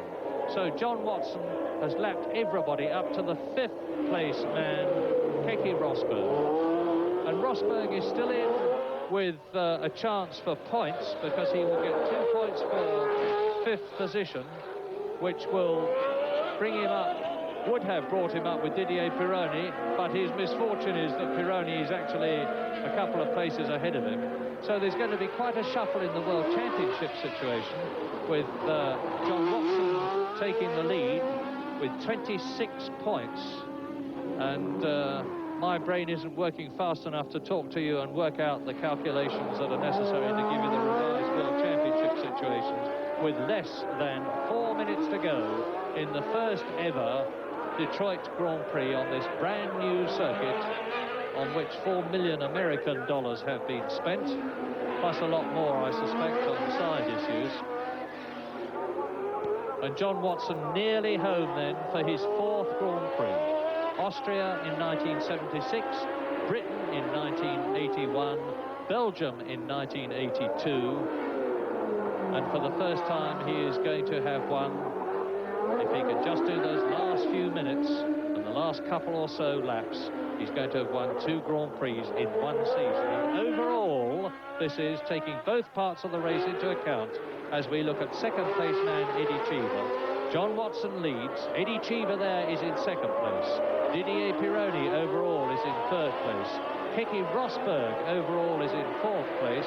Derek Daly overall is in 5th place. And Jacques Lafitte, despite his crumpled nose cone, overall is still in 6th position. Cheever second.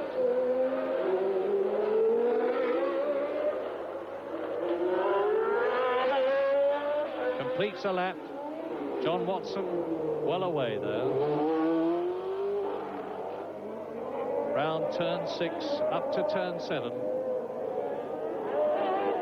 Approaching Congress. Past Mansell's car.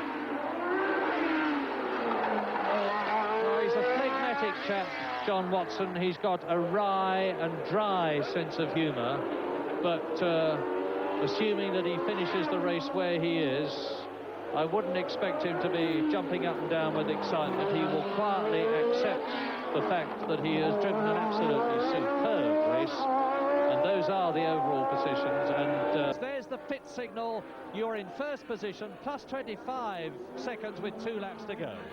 Yes, well, that's what the team is speculating, but we have it a bit marginal as to whether it's going to be 1 or 2 more laps, depending on when it finishes. I think it might only be 1, but the team will always take the precaution of giving him the most possible number, because it's the most awful thing that can happen to a driver is you signal him 1 lap to go, he comes around thinking he's won, slows down, the checkered flag doesn't come out, and have in my career actually seen races lost like that. So they'll give him 2 laps to go and then hope that he gets the checkered flag and notices it this time.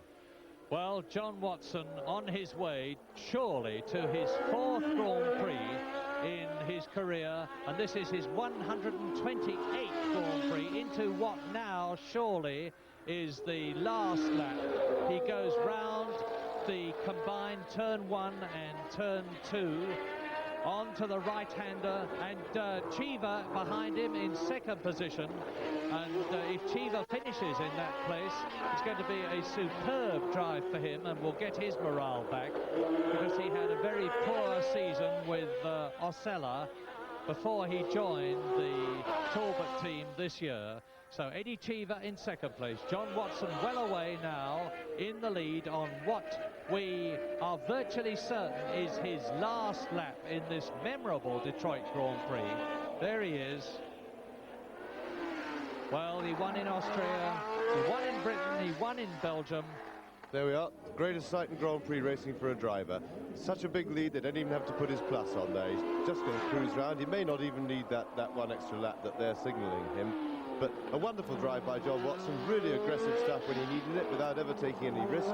He used his, undoubtedly he's had a car advantage, but he's used it to absolute perfection, and the highlight of the race, without any doubt, was Watson going through past 3 cars on 1 lap to get clear of the big hang-up was the potential group held up by the Ferrari, and then get off, and it was really a bit of a walkover from there on. But a great race, and Watson now that'll take him into the lead of the World Championship, and he must be a very happy man. And as he goes into the Atwater Tunnel, we reckon, we've done a quick check on the timings, and we reckon that this is indeed his last lap. We've seen the board which tells him that, and John Watson now passes passes Salazar's car a second time.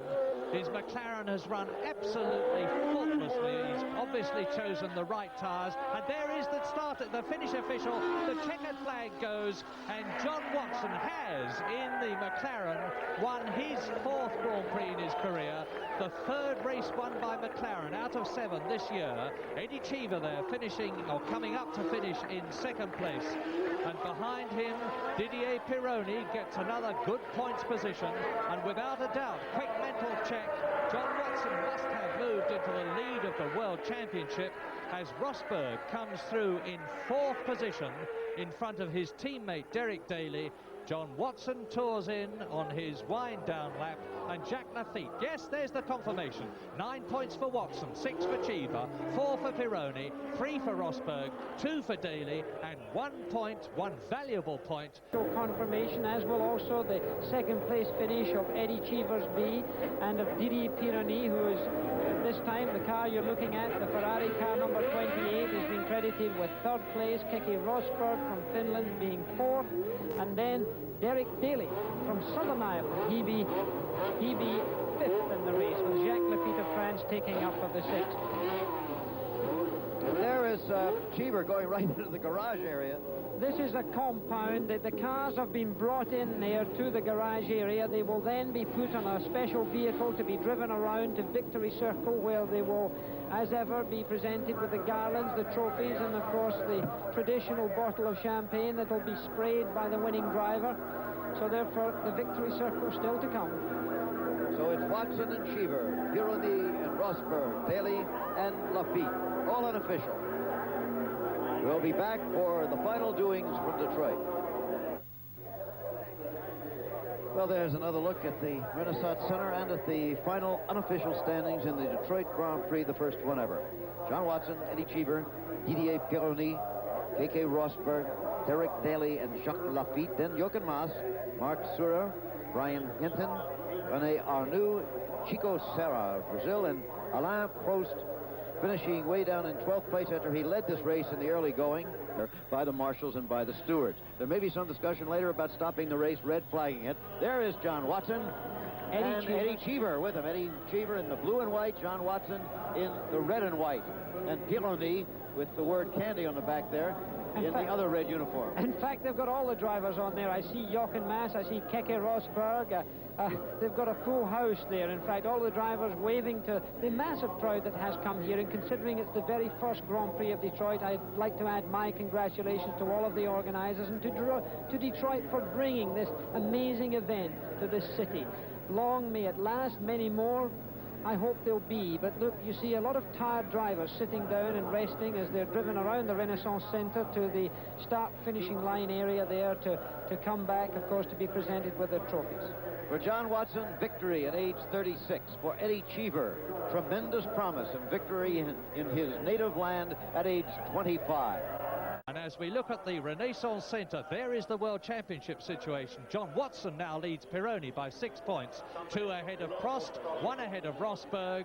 4 behind in 5th position is Riccardo Patrese, and in 5th place, Niki Lauda. And we now look forward to the Canadian Grand Prix very shortly indeed next week. Great drive. Was it a difficult drive for you? Well, I'm very happy we had a restart in the race because I think Detroit had some advantage afterwards.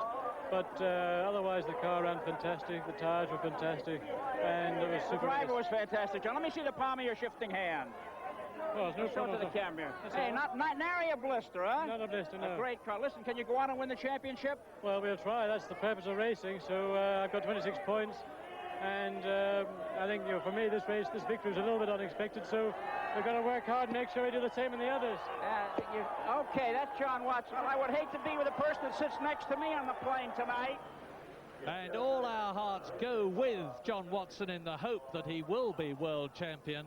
But he's got a chance to make up another 9 points at Canada next Sunday. And we hope, but that as ever, you're going to join us.